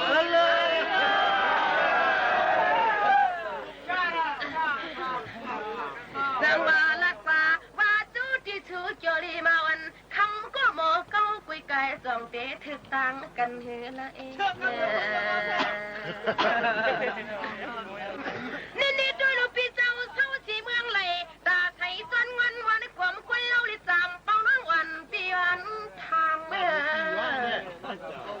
อันนี้กุยกระใจปิดดวงหน้าลองอาทางหมอเก้า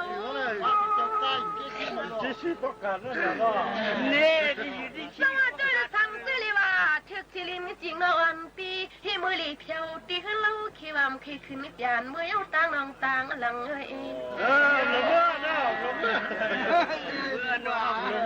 จังว่าพวกนี้พี่เจ้าเกียกสีนั่งยิงกุลีซึ่งเฮาได้กินมาหำเมื่อเย้าเห็ดทางไข่ดวนหงลินดวนเมืองเวียง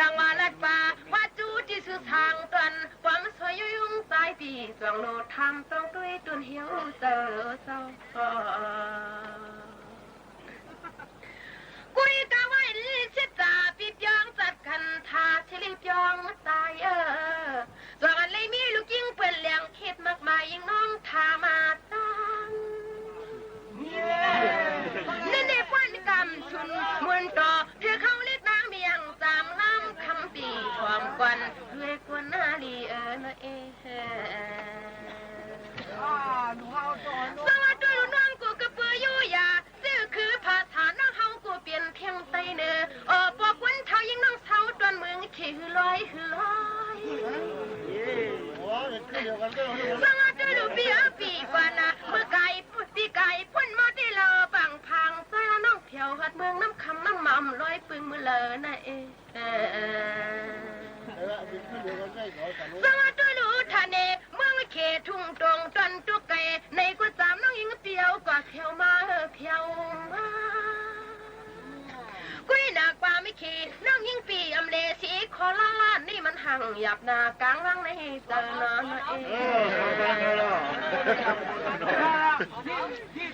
สวัสดีลูกปีพักกินน้ำน้องอ่อนปีจำใครมือชาล้อหอยลูกปีพักกินลอยน้องอ่อนปียันชาล้อดื้อกาใจสวัสดีน้องจีวีอย่าเปลี่ยนความไตมือเข้าความปีไตเนอเลยนะสวัสดีน้องจีเปลี่ยนอย่าพาบังเปลี่ยนความไตอยู่ปวดไปเขียวไหลเธอมือเข้าส่วนน้องคือหน้านี้ให้ผู้ป่วงกลางวังจนลาสังอาจำยันเวพันจิกวนด้วยรวยนอกาลอยปีปอยซาจนให้ผู้ในมือก่อเฮ็ดตุกวิ่งลูกล้อเตอร์ชอนกันก็ดีกว่าโอ้ยชูนะ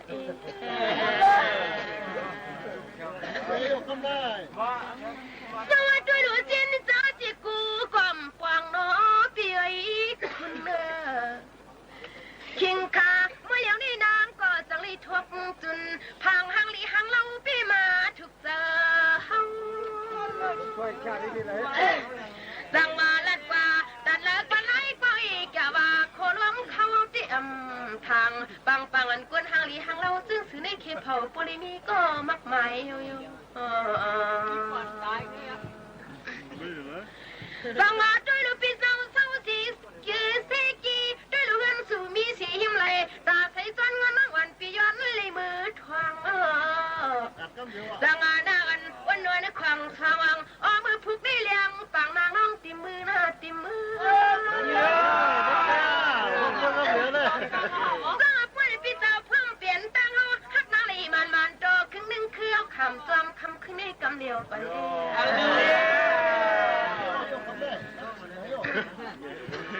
สวัสดีปีลัดว่าจูจิสูมาแล้วเปิ่นห้องขึ้นคำลึกเขียวเมืองก็สมาเลี้ยงยงหอว่าดีทางตอนว่าโคลวงเชียงคำปีจวงปวงอันตอนเขาตีเหมือนยังกวนยอมควางไว้เฮ็ดในสวัสดีลุลัดกว่าดันแล้วก็ร้ายกว่าหน้าพี่ลานตาไม่มึนเธออันในคีปิติว่ามันเปลืองทานก็ทูนี่ด้วยรู้น้องที่คำวันตอนขึ้นนี่นำยองกว่าน้องตีอยู่จังมาปุยองแทงสีมัดสีมูขี้หักโคเรียนจอมตีลาวยังเตียงมูอยู่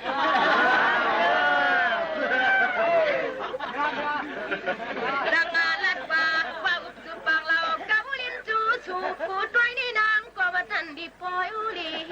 ป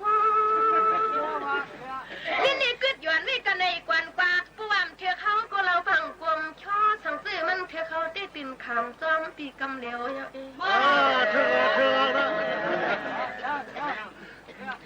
สังตันอยากพระไว้เตียงยิ้มเกียนเด้ออันมือเหลียวนี่นางกูผู้ทันลีมือลีมือในกูด้วยรู้ทุนดูเจ้าตาหน้าคำเจ้านี่เราฟังโตครึ่งนึงคือใจก็ตาให้นอนห่างอย่าหนาชีมีโมทรงปั้มเขา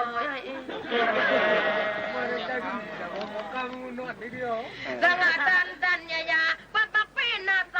เงาเฮากูตีลอยนั่งวันปีย้อนนักพังล้านมือไกลเราพังซอยก็ไม่เคยทบตี ตีเงินว่างยินปีปันไหลสังว่าปุ้ยในตวนเมืองเลี้ยงที่มันนำเปลี่ยนนันตาให้นอนก็นำมาเนี่ยตันตันยายาป้าอ้อยเจ้าตันน้อยออกลอยเจ้าป้อยซาออปิทุนนาลูเจ้านางก็ดันอยู่ยานักข้างอลานสู่ขยาค่ะตั้งหมดตั้งเสียงเฮาค่ะเลยหางเฮียนฝากตอนจุดถึงปอเมปีน้องเฮาเขาเสมีลองข้องค้ำอ่ำนั้นก็ใครจี้จำจีเน่ว่าเฮาค่ะยินจมเสียงตุ่มยอนพี่น้องเขาตั้งหมดตั้งเสียงอยู่ในนั้นค่ะ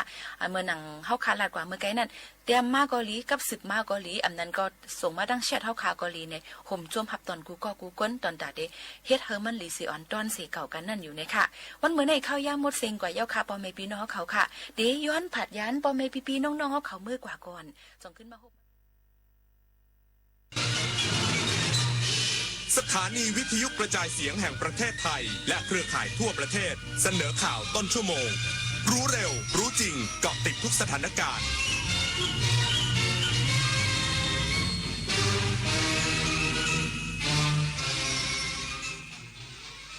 รับฟังข่าวต้นชั่วโมง 23 นาฬิกากับยุทธพรบานเย็นครับกรมสอบสวนคดีพิเศษจับผู้ต้องหาคดีเว็บพนันออนไลน์และฟอกเงินกลางสนามบินสุวรรณภูมิอีกสักครู่กลับมาติดตามรายละเอียดครับเลือกตั้งทั้งทีต้องไม่ให้พลาด3สี3บัตรเข้าใจให้ครบก่อนเข้าคูหาสีเขียวเอาไว้เลือกตั้งสสแบบแบ่งเขตสีชมพูเอาไว้เลือกพรรคเลือกนโยบายที่คุณชอบและสีเหลืองเอาไว้ออกเสียงประชามติ1เสียงของคุณมีความหมายต่อประเทศจำสีให้ได้ใช้สิทธิ์ให้ครบ8กุมภาพันธ์นี้ออกไปใช้สิทธิ์พร้อมกันอนาคตไทยเริ่มจากการเลือกของคุณ23 มกราคมนี้ห้ามพลาด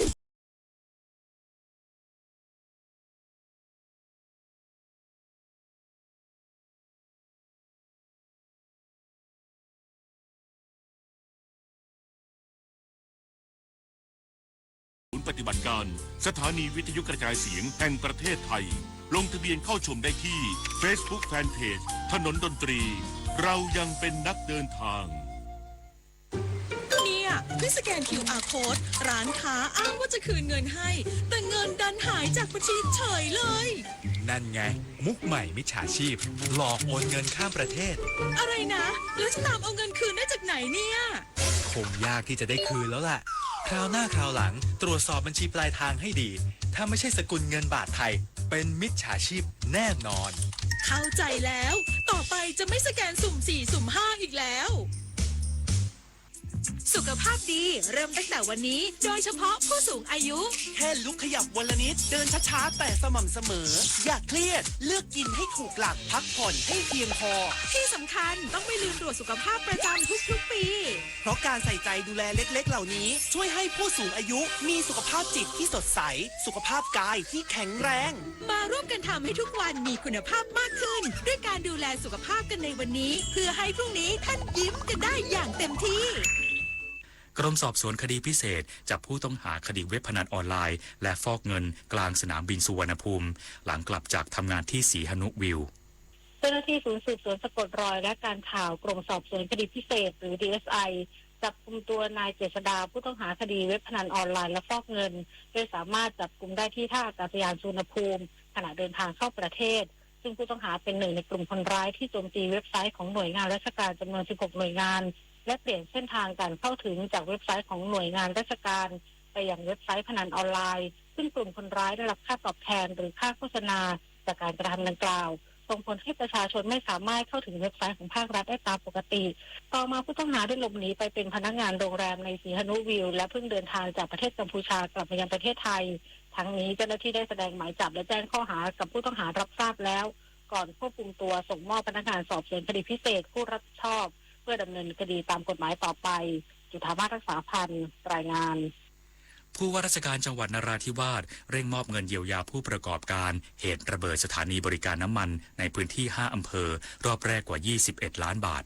สืบเนื่องจากเหตุการณ์คนร้ายลอบวางระเบิดและวางเพลิงสถานีบริการน้ำมันปตท.และร้านสะดวกซื้อในพื้นที่5อำเภอของจังหวัดนราธิวาสเมื่อวันที่11มกราคมที่ผ่านมาสร้างความเสียหายต่อทรัพย์สินและเศรษฐกิจในพื้นที่เป็นวงกว้างนั้นรัฐบาลได้แสดงความห่วงใยและกำชับให้จังหวัดเร่งดำเนินการช่วยเหลือผู้ได้รับผลกระทบโดยเร็วที่สุดล่าสุดที่สถานีบริการน้ำมันปตท.สาขาตันหยงมัดอำเภอระแงะจังหวัดนราธิวาสนายบุญช่วยหอมยามเย็นผู้ว่าราชการจังหวัดนราธิวาสได้ลงพื้นที่เป็นประธานมอบเงินช่วยเหลือเยียวยาผู้ได้รับผลกระทบจากเหตุการณ์ดังกล่าวโดยมีคณะกรรมการประเมินความเสียหายด้านทรัพย์สินและหัวหน้าส่วนราชการร่วมเป็นสักขีพยานเพื่อเร่งฟื้นฟูขวัญและกำลังใจให้แก่ผู้ประกอบการนายบุญช่วยหอมยามเย็นกล่าวว่าในวันนี้ได้มอบเงินเยียวยาเบื้องต้นให้กับผู้ประกอบการในพื้นที่5อำเภอได้แก่อำเภอจะแนะอำเภอระแงะอำเภอแว้งอำเภอเจาะไอร้องและอำเภอสุไหงโกลกรวมเป็นเงินทั้งสิ้น 21,347,875.42 บาทในส่วนของความเสียหายหัวจ่ายน้ำมันทางปตท.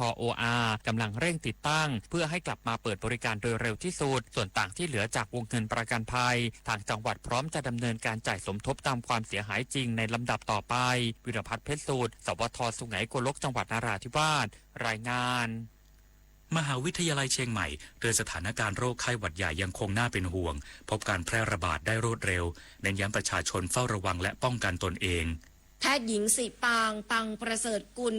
อาจารย์ประจำสาขาโรคติดเชื้อภาควิชากุมารเวชศาสตร์คณะแพทยศาสตร์มหาวิทยาลัยเชียงใหม่เปิดเผยว่าไข้หวัดใหญ่แตกต่างจากไข้หวัดธรรมดาอย่างชัดเจนโดยไข้หวัดใหญ่เกิดจากเชื้อไวรัสอินฟลูเอนซาพบได้ทั้งสายพันธุ์ A และ B อาการมักเกิดขึ้นอย่างเฉียบพลันมีไข้สูงลอย 39-40 องศาเซลเซียสมีอาการทางระบบทางเดินหายใจเช่นเจ็บคอไอน้ำมูกคัดจมูกร่วมกับอาการปวดศีรษะปวดเมื่อยกล้ามเนื้ออ่อนเพลียและอาจมีอาการทางระบบทางเดินอาหารได้เช่นอาเจียนหรือท้องเสียไข้หวัดใหญ่เกิดจากเชื้อไวรัสจึงมักไม่ตอบสนองต่อการรักษาด้วยยาปฏิชีวนะจึงควรพิจารณาการใช้ยาปฏิชีวนะเมื่อมีความจำเป็นหรือข้อบ่งชี้เพิ่มเติมสำหรับวัคซีนไข้หวัดใหญ่ยังคงเป็นวิธีป้องกันที่มีประสิทธิภาพในการลดความรุนแรงของโรคและการเสียชีวิตโดยแนะนำให้ฉีดทุกปีเนื่องจากเชื้อไวรัสมีการเปลี่ยนแปลงสายพันธุ์อยู่เสมอควบคู่กับการรักษาสุขอนามัยทั้งนี้สถานการณ์โรคไข้หวัดใหญ่ยังคงน่าเป็นห่วงโดยเฉพาะในช่วงฤดูหนาวซึ่งพบการแพร่ระบาดได้รวดเร็วจึงเน้นย้ำให้ประชาชนเฝ้าระวังและป้องกันตนเองอย่างใกล้ชิดจากข้อมูลเฝ้าระวังพบว่าเด็กอายุ 5-9 ปีเป็นกลุ่มที่มีอัตราการติดเชื้อสูงที่สุดพิมลกันเดชาชัยทีมข่าวสวทเชียงใหม่รายงาน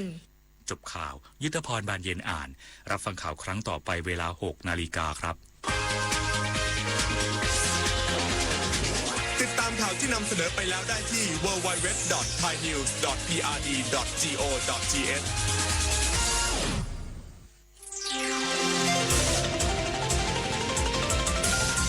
วิทยุแห่งประเทศไทยให้ความรู้คู่ความสุข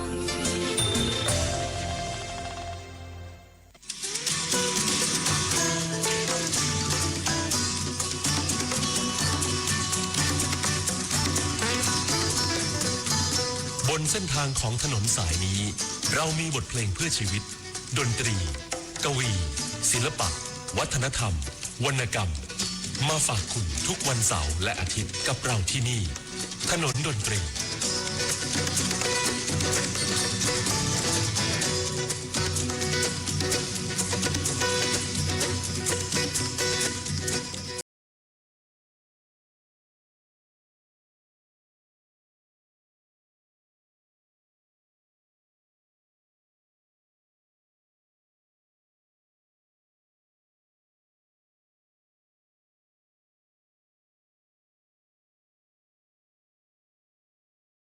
การสถานีวิทยุกระจายเสียงแห่งประเทศไทยลงทะเบียนเข้าชมได้ที่ Facebook Fanpage ถนนดนตรีเรายังเป็นนักเดินทาง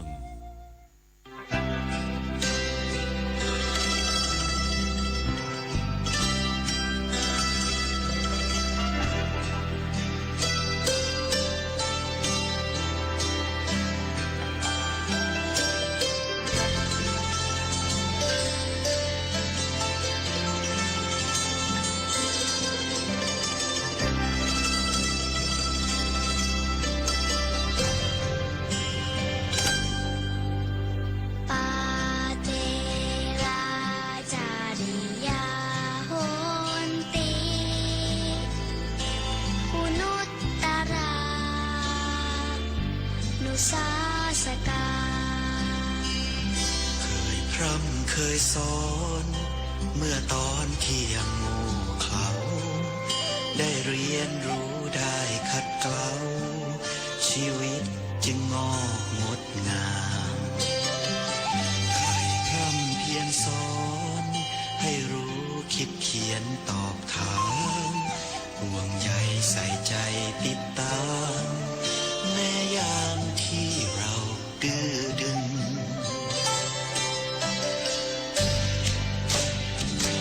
จากกระดานดำจากถ้อยคำที่พร่ำพูดบนโน้มนำให้คนฝึกตนส่งคนข้ามฝั่งแสนไกลครูยังยืนยงส่งเสริมสิทธิรุ่นต่อไปคำสอนสั่งยังเตือนใจนานเท่าไรไม่เคยลืมเลื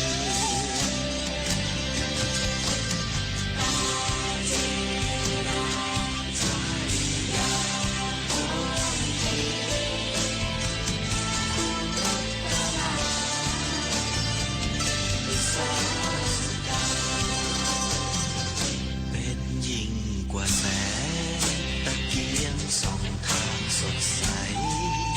งดงามกว่าแสงใดๆเปรียบไปยิ่งกว่าแสงเดือนเปรียบประภาคารก็เพียงแค่แสงส่องเตือนแสงใดจะงามเสมือนแสงปัญญาที่ครูให้เราอยากกลับมาหา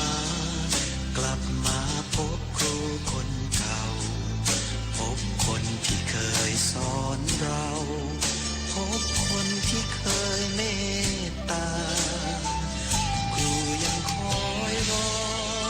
ให้เรามาพบเยี่ยมก้มลงกราบบูชาถึงเวลา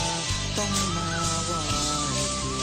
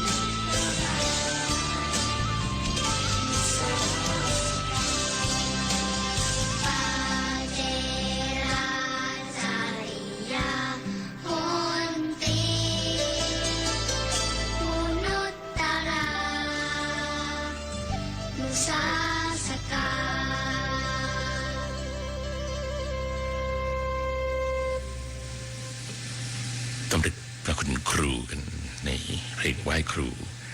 ก็คงจะคุ้นกันสำหรับถ้อยคำที่เราได้ใช้กันในการวันไหว้ครูนี่นะครับส่วนของวัดโนนรดิตที่ผมได้นำเรียนมาตั้งแต่ในอดีตที่ผ่านมาจนกระทั่งในดิบได้ดีนี่ก็คุณครูที่สอนภาษาไทยนี่นะครับก็เข้มงวดให้ฝึกให้อ่านแล้วก็มันรู้ว่าเราน่าจะต้องมาทำอาชีพด้านนี้นะครับอย่างครูทุกท่านด้วยนะครับก็กราบคุณครูแล้วเพื่อนวันที่31นี่เราจะมีงานรำลึกกับคุณครูที่วัดนวลนรดิตในรุ่นที่89ที่รุ่นมัธยมที่เราได้เริ่มเรียนมัธยมรุ่นแรกเนี่ยนะ8-9 โมงแล้วก็ตอนนั้นนักเรียนมีคือป.6 เนี่ยจะขึ้นมาเป็นเรียนม.1 ส่วนมศ.5 เนี่ยนะครับคือป.7 เนี่ยเขาเรียนมศ.5 ก็จะเป็นรุ่นสุดท้ายก็เลยกลายเป็นมันมีรุ่นคาบเกี่ยวกันนะฮะรุ่นพี่เขาจบกันไปในมศ.นี่ก็หมดแค่มศ.5 แต่ของเราต้องเรียนต่ออีกปีหนึ่งนะครับเป็น6 ปีนะครับเป็นรุ่นแรกรุ่นหนูทดลอง เลยพระคุณครูวันที่31เนี่ยนะฮะที่วัดนวลนริตก็มีการออกร้านให้กับเด็กรุ่นน้องๆนะครับได้รับประทานอาหารกันมีซุ้มอะไรต่างๆกันกิจกรรมต่างๆแล้วก็เราก็ไปรำลึกนึกถึงพระคุณครูไปเจอคุณครูกันนะครับนอกจากในวันครูที่ผ่านมาแล้วก็คุณครูที่ได้รางวัลครูดีเด่นต่างๆด้วยแล้วก็รางวัลต่างๆของทางครูสภาด้วยต้องขอแสดงความยินดีด้วยนะครับแล้วก็ครูที่ได้ล่วงลับไปก็ต้องขอกราบขอคุณครูทุกท่านด้วยนี่นะครับถนนดนตรีในชั่วโมงสุดท้ายกับผมพิญโยรุ่งสมัยและคุณบุญประกอบกลิ่นก็คุมเสียงในคืนวันนี้นะครับ0816346452แล้วก็ทางไลน์ที่ขอทางแบบฟอร์มเพจของถนนดนตรีกันเนี่ยนะครับแล้วก็ส่งเข้ามาในไลน์กันหลายเพลงก็ยังไม่ได้เปิดให้เลยนะฮะเดี๋ยวจะพยายามดูให้สอดคล้องกันในช่วงชั่วโมงสุดท้ายนะครับกับเพลงที่คุณขอมาไม่ว่าจะเดินหงายกลางป่านะฮะสาวลำวงนี่คงไม่ได้เปิดแล้วนะครับครูเลนี่เปิดไปแล้วฤดูกาลนี่เปิดแล้วเมื่ออาทิตย์ที่แล้วนะครับแสงจันทร์เนี่ยก็เปิดฟังบ่อยแล้วครับเด็กฝั่งทนขอมาคนไม่มีชื่อฮะแล้วก็คุณจลัดฉันเป็นดอกไม้นะครับคำสัญญาที่หัดใหญ่นะครับก็ได้ฟังกันบ่อยๆแล้วนะฮะเอาฟังเพลงอื่นๆเกี่ยวกับคุณครูกันบ้างเข้ากับบรรยากาศกันเรื่องของคอนเสิร์ตวันที่23นี่ก็ถ้าหลังจากวันพรุ่งนี้แล้วในวันจันทร์ถึงวันพฤหัสนะครับลงทะเบียนกันบางท่านก็จะมาชมด้วยตนเองก็เชิญเลยนะครับก็จะมาลงชื่อกันที่หน้างานหรือว่ามาดูที่หน้างานก็ได้นะครับดูบรรยากาศก็ได้นะฮะแต่ว่าบรรยากาศปีนี้ก็จะไม่ได้มีกิจกรรมด้านล่างนะครับจะมีเนื่องจากว่าเขามีพื้นที่ของอาเซียนพาราเกมกีฬาของพิการอยู่ในช่วงนี้นะครับก็จะใช้สถานที่ในการได้ถ่ายทอดสัญญาณแล้วก็สื่อต่างๆด้วยที่จะได้ออกอากาศให้กับทางการแข่งขันกีฬาเพื่อคนพิการที่จัดขึ้นทางอยู่ที่นครราชสีมาอยู่ขณะนี้ด้วยนะครับกับเพลงเกี่ยวกับครูอีกสักชุดหนึ่งแล้วกันนะครับสันติภาพกับคุณครูและครูข้างถนนของปู่พงศิษฐ์คัมภีร์ครับ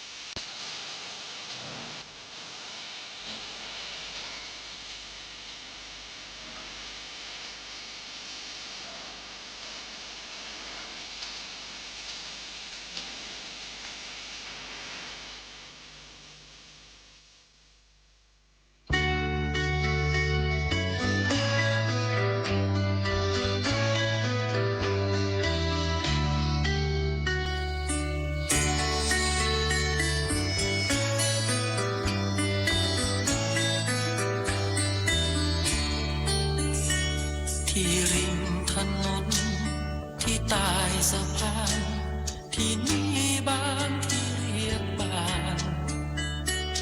เป็นบ้านของเด็กบางคนเด็กที่ขาดรักขาดความอบอุ่นเดี่ยวเหงาสับสนบางคืนที่มืดมัวมนแอบหลบผู้คนร้องไห้คนเดียวดุจขยะเหม็นที่ไม่ต้องการจึงมีหลายคนมองผ่านเดินผ่านไปไม่แลเลี้ยวมีครูคนหนึ่งยังริมถนนกับเป้ใบเดียววันหยุดรักเต็มทุกเที่ยวมากล้นความหวังและกำลังใจ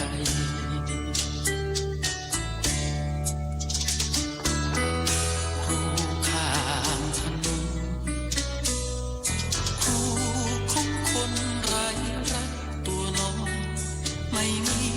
ศักดิ์ศรีต่ำต้อยไม่มีคนคอยนอบน้อมชิดใกล้ไม่หวังร่ำรวยหวังเพียงผู้ช่วยเด็กรอดปลอดภัยหวังเป็นที่พึ่งคนใหม่พาเด็กก้าวไกลหวังเป็นไสที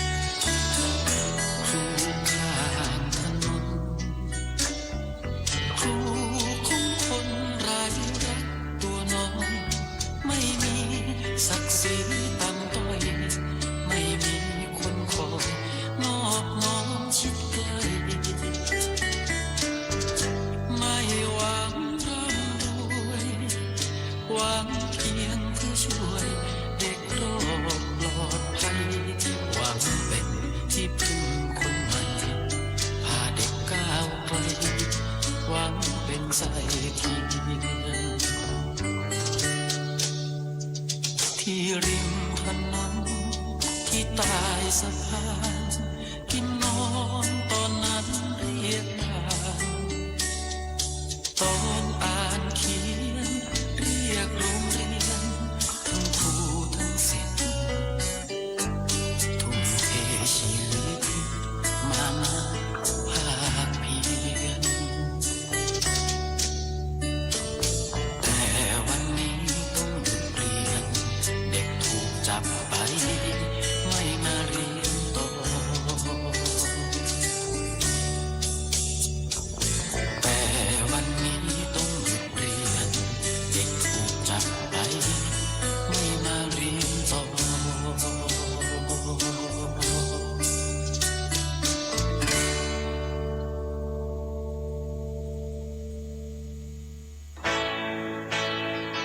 คือผมชอบเพลงเพื่อชีวิตแหละตั้งแต่ต้นคือมันถูกผลิตขึ้นมาเพื่อรับใช้การต่อสู้ทางการเมืองมันเป็นการเล่าเรื่องของสังคมในเวลานั้นในยุคนั้นแต่ว่าตัวศิลปินแต่ละคนจะสามารถเอาดนตรียังไงมาทำให้มันเจาะเข้าถึงผู้ฟังได้อย่างแยบยลเป็นแฟนเพลงวงไทยวงแรกก็คือคาราวานชอบวงเนี้ยรู้สึกว่ามันมีเสน่ห์มันเขาต่อสู้ทางการเมืองชัดเจนไม่มีพาณิชย์ไม่มีอะไรเพราะว่าเสน่ห์อย่างหนึ่งที่คนแต่งเพลงส่วนใหญ่ของคาราวานคือพี่หงาใช่ไหมแกเป็นนักเขียนมาก่อนเพราะฉะนั้นแกจะได้เปรียบเรื่องภาษาในขณะที่แกแต่งเพลงช้าๆโรแมนติกมันก็ยังเป็นการต่อสู้มันหาวิธีทำอย่างแกยาก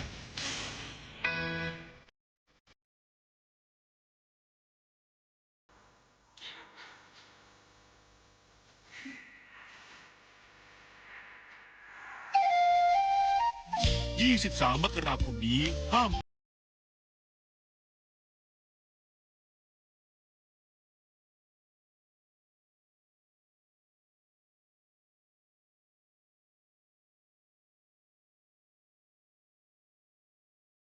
คารศูนย์ปฏิบัติการสถานีวิทยุกระจายเสียงแห่งประเทศไทยลงทะเบียนเข้าชมได้ที่ Facebook Fanpage ถนนดนตรี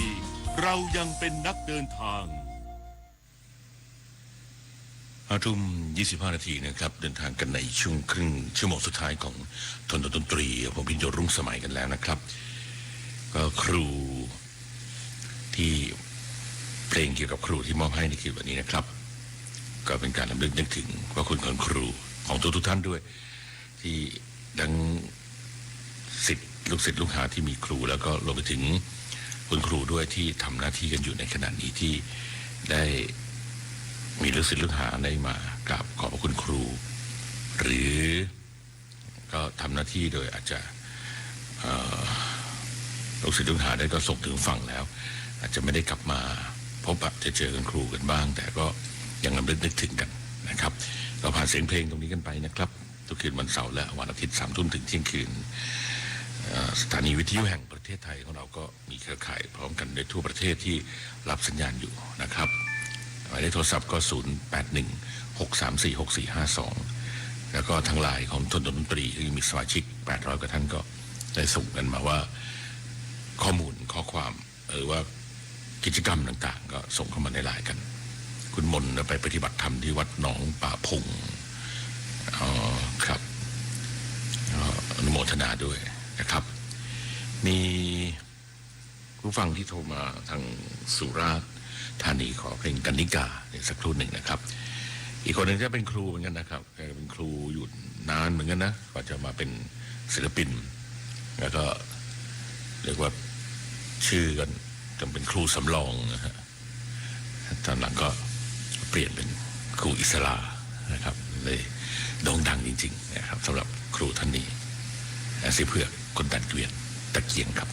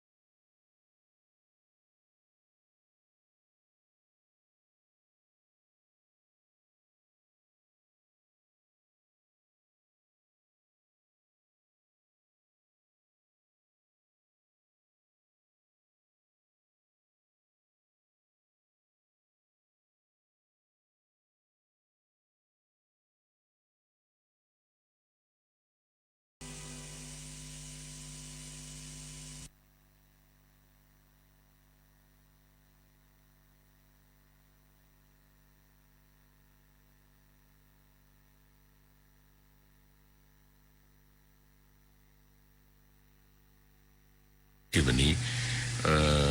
แหมไม่ได้เปิดหลายเพลงนะหัวใจไหลเหี่ยวประหมายของแปดตะคอมาลิงทบนอย่างเงี้ยนะครับ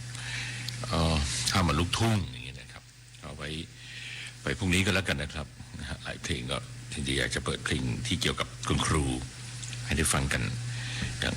เต็มที่เลยนะครับแล้วก็ให้กำลังใจคุณครูที่อยู่ในต่างจังหวัดแล้วก็ยังสัมผัสอยู่กับอากาศหนาวๆเย็นๆให้การสอนลูกศิษย์นะครับการเดินทางไปในตามดงดอยขึ้นไปบนดอยสูงก็ยังสัมผัสอากาศหนาวอยู่ก็เคยไปที่อย่างอุ้มผางเนี่ยนะครับมันหนาวจริงๆนะฮะแล้วก็อีกหลายที่นะครับอย่างทางภูเมียงภูขัดที่ขึ้นไปทางแถวเขาคอแถวภูล่องกล้าอย่างเงี้ยนะครับก็เคยได้ไปสัมผัสบรรยากาศไปทำโครงการที่เราได้ช่วยเด็กๆนักเรียนโรงเรียนที่ขาดแคลนอุปกรณ์การศึกษาหรือว่าไปสร้างห้องสมุดสร้างห้องสมุดโรงเรียนต่างๆกันอยู่ที่ในพื้นที่นั้นก็ได้เคยไปสัมผัสบรรยากาศนั้นมาว่าคุณครูเนี่ยก็ยากลำบากเหนื่อยยากอะไรแค่ไหนนะฮะแล้วก็มีอะไรที่แบบต้องถือว่าเป็นพลังจริงๆที่ว่าศรัทธาจริงๆที่เราจะได้ให้คำการสอนเด็กๆหรือว่าไปใช้ชีวิตอยู่ในพื้นที่ที่ทุรกันดารทั้งหลายกันนะครับเดินทางกันในช่วงเวลาของถนนดนตรีทุกคืนวันเสาร์และวันอาทิตย์3 ทุ่มถึงเที่ยงคืนนะครับแล้วก็เดือนละครั้งสำหรับการเข้ามาทำกิจกรรมหรือว่าติดตามชมคอนเสิร์ตของถนนดนตรีไลฟ์นะครับปีนี้ก็น่าจะเป็นปีสุดท้ายที่ผมจะได้ทำหน้าที่กันก่อนที่จะไปใช้ชีวิตสุขสามัญเหมือนกับพี่ๆอีกหลายๆท่านหรือเพื่อนๆในรุ่นเดียวกันนี้ก็จะต้องอำลาราชการในปีสุดท้ายกันในปีนี้กันนะครับส่วนถนนดนตรีทางวิทยุถ้าทางสถานีให้จัดต่อก็จะทำหน้าที่ไปเพราะว่าเราสามารถที่จะจัดสดเหมือนกับที่ขณะนี้จัดสดอยู่ที่บ้านได้นะครับไม่ต้องไปที่สถานีวันนี้ก็เป็นนะครับทางทีมงานของถนนดนตรีนะคุณเมฆขันแก้วคุณคงศักดิ์ไสวงศ์นะครับที่ได้ช่วยกันได้ตั้งอุปกรณ์ต่างๆกันนะครับก็คงต้องได้ปรับอุปกรณ์ด้วยเยอะเพิ่มเติมกันนะฮะเพราะว่าเริ่มล้าสมัยเริ่มชำรุดเริ่มเสื่อมถอยครับก็แน่นอนนะฮะอุปกรณ์ทุกอย่างมันก็ต้องมีที่จะเสื่อมไปตามสภาพนะครับถ้าอะไรที่มันหมดสภาพก็ต้องไม่ใช้มันหรือว่าต้องทิ้งไปนะครับถ้าทนทูซีใช้อยู่มันก็ทำให้การทำงานลำบากเนี่ยก็เหมือนกับพวกเครนพวกอะไรเนี่ยนะฮะถ้ามันน็อตเนื้อสภาพอะไรก็ต้องไปดูกันไม่ได้มาตรฐานอะไรอย่างเงี้ยนะครับก็ต้องไปดูให้ดีๆคงยังมีสิ่งเหล่านี้ซ่อนอยู่อีกเยอะในบ้านเราแล้วเราก็ต้องใช้ชีวิตเสี่ยงภัยกับไอ้สิ่งที่เป็นการก่อสร้างกันอยู่บนหัวของเราที่จะลอยล่วงลงมาเมื่อไหร่ก็ไม่รู้เฉพาะเส้นพระราม2เนี่ยแหละครับแล้วก็ตอนนี้ก็เพิ่มอีกอันก็คือรถไฟฟ้าความเร็วสูงซึ่งกำลังสร้างกันอยู่ในขณะนี้ที่ไปที่ทางโคราชหนองคายเนี่ยนะครับก็ต้องดูแลตัวเองกันให้ดีกันแล้วกันนะครับแล้วทุกๆชีวิตก็ต้องอยู่ในความเสี่ยงภัยไม่ประมาทแล้วกันนะครับก็ดูการสัญจรเส้นทางต่างๆด้วยนะครับเพลงเกี่ยวกับครูที่ทำงานสอนเด็กแต่เขาก็ศรัทธาเขาก็เสียณมานานแล้วนะครับแล้วก็เป็นครูมาตลอดต่อเนื่องเลยแล้วก็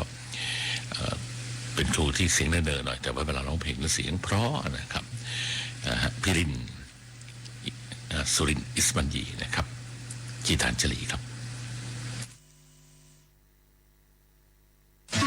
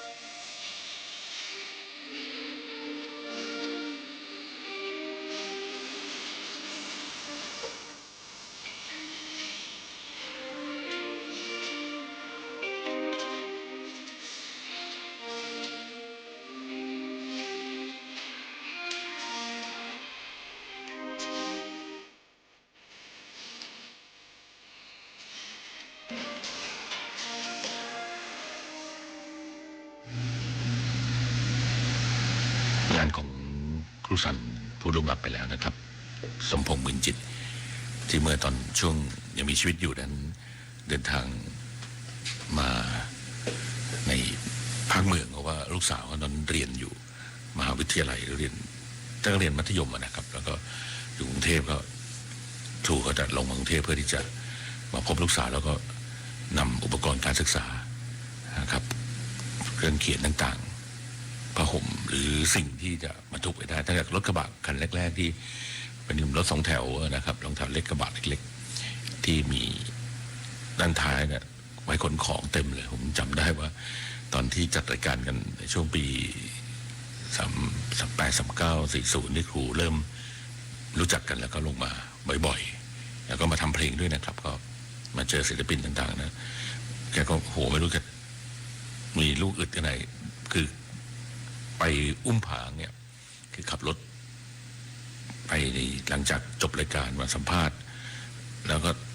ตีรถกลับไปนะแม่สอดอาจจะไปนอนที่แม่สอดคืนหนึ่งหรือว่าระหว่างทางแล้วก็ขึ้นอุ้มผาง